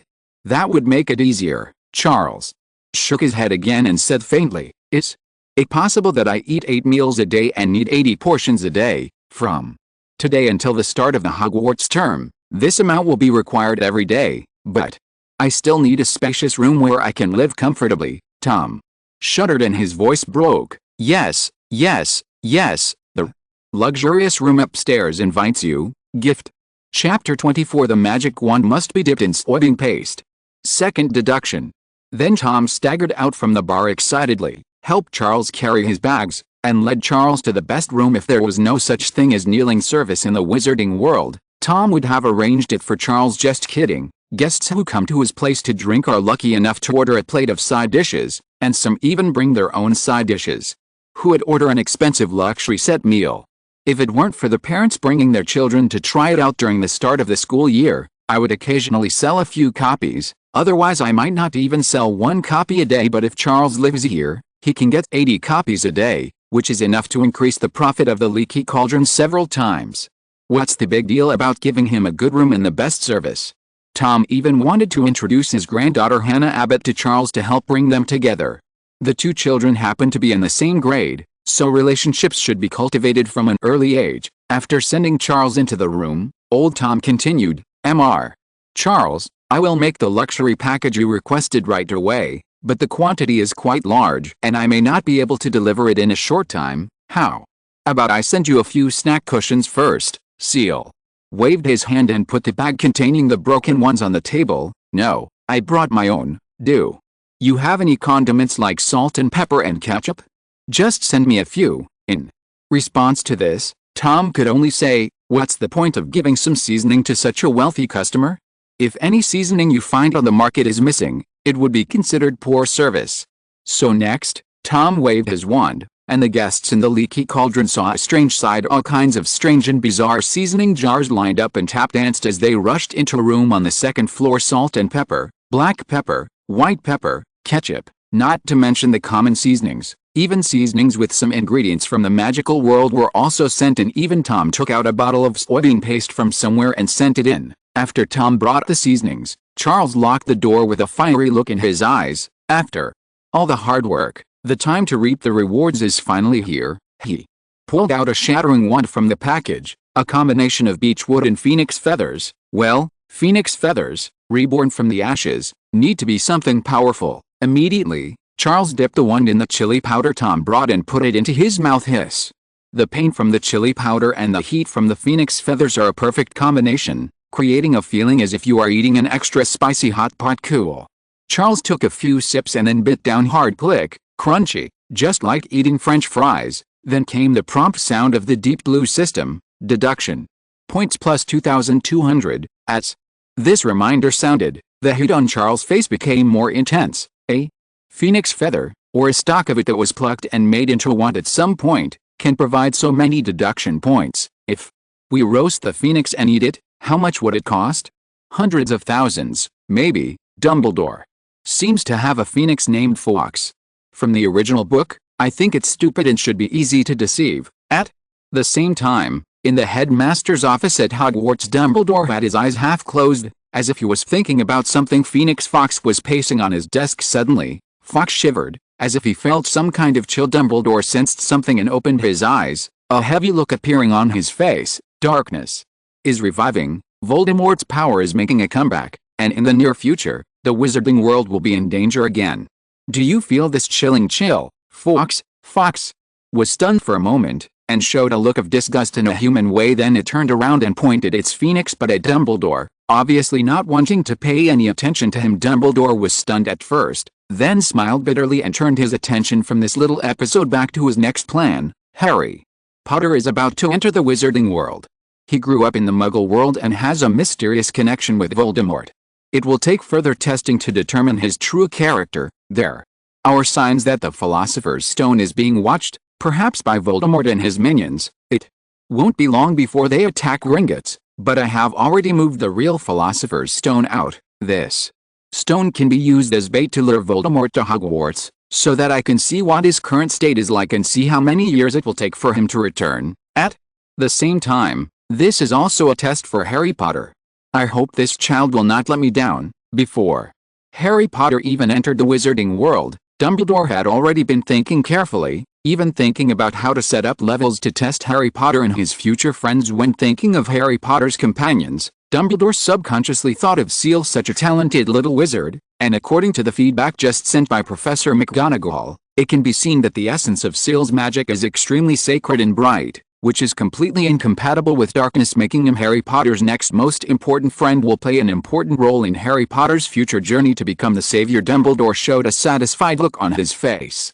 The more he thought about it, the more he felt that this was a good arrangement. As for how Ciel would get to know Harry Potter, as the headmaster of Hogwarts and the most powerful white wizard of this century, Dumbledore had 100 ways to arrange it. He was sure that he could keep Charles and Harry Potter completely unaware. No matter how talented Charles is or how great his future achievements are, he is now just a little wizard who has not yet grown up. Dumbledore was certain that the Shire would never be beyond his control. What Dumbledore didn't know was that in the luxurious private room of the Leaky Cauldron, Charles had discovered a new way to eat a broken wand. Charles picked up a magic wand, dipped it in the soybean paste brought by Old Tom, and then picked up a cucumber strip and put them into his mouth at the same time. Click. The crisp, sweet taste mixed with the aroma of sauce made Charles look enjoyable. The magic wand needs to be dipped in soybean paste, with cucumber sticks. It tastes amazing. I can eat 50 of them and never get tired of them. He slowly put the last magic wand into his mouth and ate it. In the Deep Blue system, Charles' deduction points had skyrocketed by nearly 40,000 points including the previous surplus. His deduction points now exceed 80,000 points. There was anticipation in Charles' eyes. The first deduction of apparition will allow him to have an apparition similar to the fairy version, greatly improving his escapability. What about secondary deduction? A scene he had seen in the original movie emerged in Charles' mind. The figures of Dumbledore and Voldemort changed continuously, and the battle was so fast that ordinary wizards could not get involved at all. In some fantasy works, wizards appear out of thin air in another place like a ghost. This made Charles think of the next direction of deduction. Perhaps it can be deduced in the direction of short-distance apparition shifting and used directly in combat. The next moment, Charles said in his mind, Deep Blue, perform a secondary deduction in the direction of short distance, speed, and high precision. Deducing apparition into displacement spell that can be used in combat. Chapter 25 Flash Spell. Do you want to dance too? Following Charles' command in his mind, more than 50,000 deduction points were deducted instantly. What followed was a flood of knowledge about apparition. Apparition is usually used for long-distance travel, because it requires turning in circles while concentrating.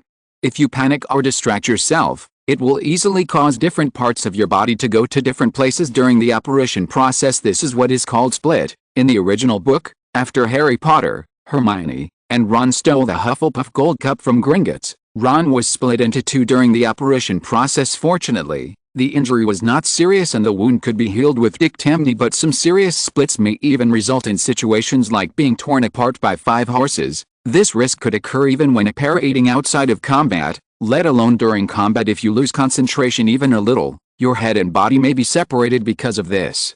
The ability to apparate and change position in the heat of battle is beyond the capability of all but the most skilled wizards. As far as Charles knows, he only knows 3 people who can use apparition to fight: Dumbledore, Grindelwald and Voldemort. Ordinary enemies would feel no match for these wizards no matter how many of them there are. An important reason for this is that they can use short-range apparition shifting in battle to change their position instantly. Not only can it make the powerful spells used by the enemy fail, but it can also find angles to bypass the enemy's protective spells and launch sudden attacks on the enemy. This is an extremely advanced wizard combat skill, and also involves an extraordinary understanding of apparition. If it were an ordinary little wizard, no matter how talented he was, he would not be able to glimpse the secret. But what Charles possesses is not only talent, but also a miracle called Deep Blue. As long as he gives the direction and has enough deduction points, Deep Blue can accomplish all the deductions at this moment, with Deep Blue's deductions countless times per second.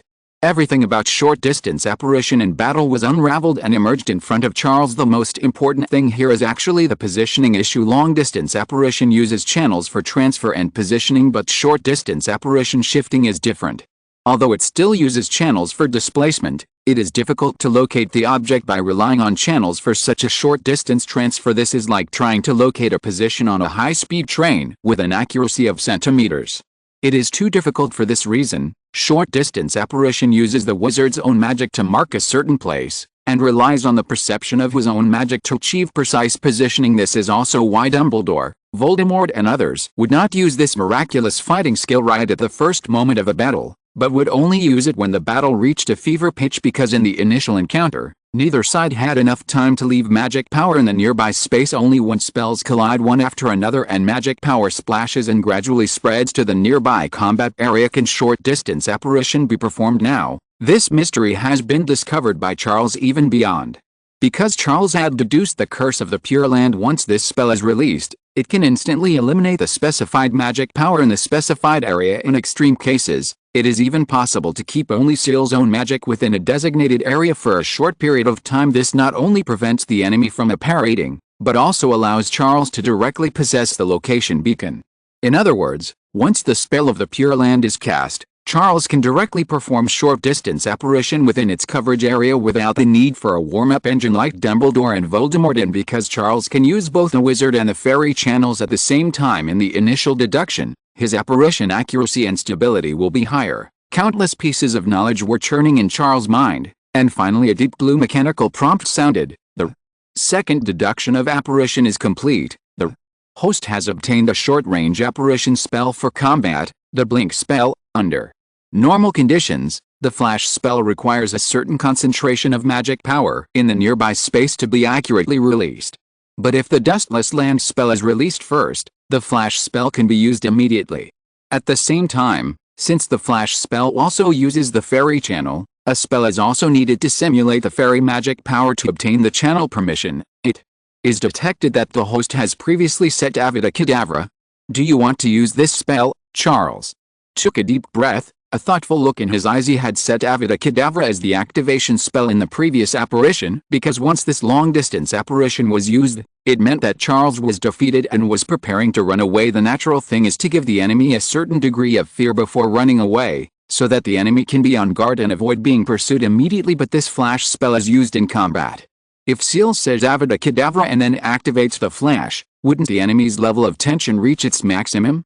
Charles didn't want this. Therefore, Charles decisively rejected Deep Blue's inquiry on whether to continue using Avada Kedavra. Not in use. I'm going to create a separate activation spell for the flash spell, called Charles thought for a moment and felt that in this situation, he would definitely need a spell that would make the enemy's eyes go black, his mind go blank, and he would be confused. Of course, it's better to have some style after all. Although Charles doesn't have much face, he still needs it. If he kept shouting honey, let's have a shot during a battle, Charles's face would feel too much to bear. After a moment, his eyes lit up. Do you want to dance too? That's it. Immediately, after the Deep Blue system prompted that the settings were completed, Charles couldn't wait to wave his wand. A place without dust. A domineering, repulsive magic power roared out like a domain, spreading Ciel's magic power throughout the room. Then I heard Charles say softly, "Do you want to dance too?" Snapped. "Do you want to dance too?" Snapped. "Do you want to dance too?" Snapped. His figure flashed continuously, appearing and disappearing in the room like a ghost. A look of satisfaction appeared in Charles' eyes, then his expression suddenly changed. He turned around, lay on the toilet and started vomiting violently. He now understood another reason why Dumbledore, Voldemort, Grindelwald and the others did not operate crazily during battle. This damn reaction was 5 or 6 times stronger than long-distance apparition. Even an iron stomach could not stand it. I believe they don't want to vomit it all out during a battle, letting the enemy see clearly what they have eaten today. After finally recovering, Charles climbed up from the toilet and wiped his mouth nonchalantly. But it doesn't matter.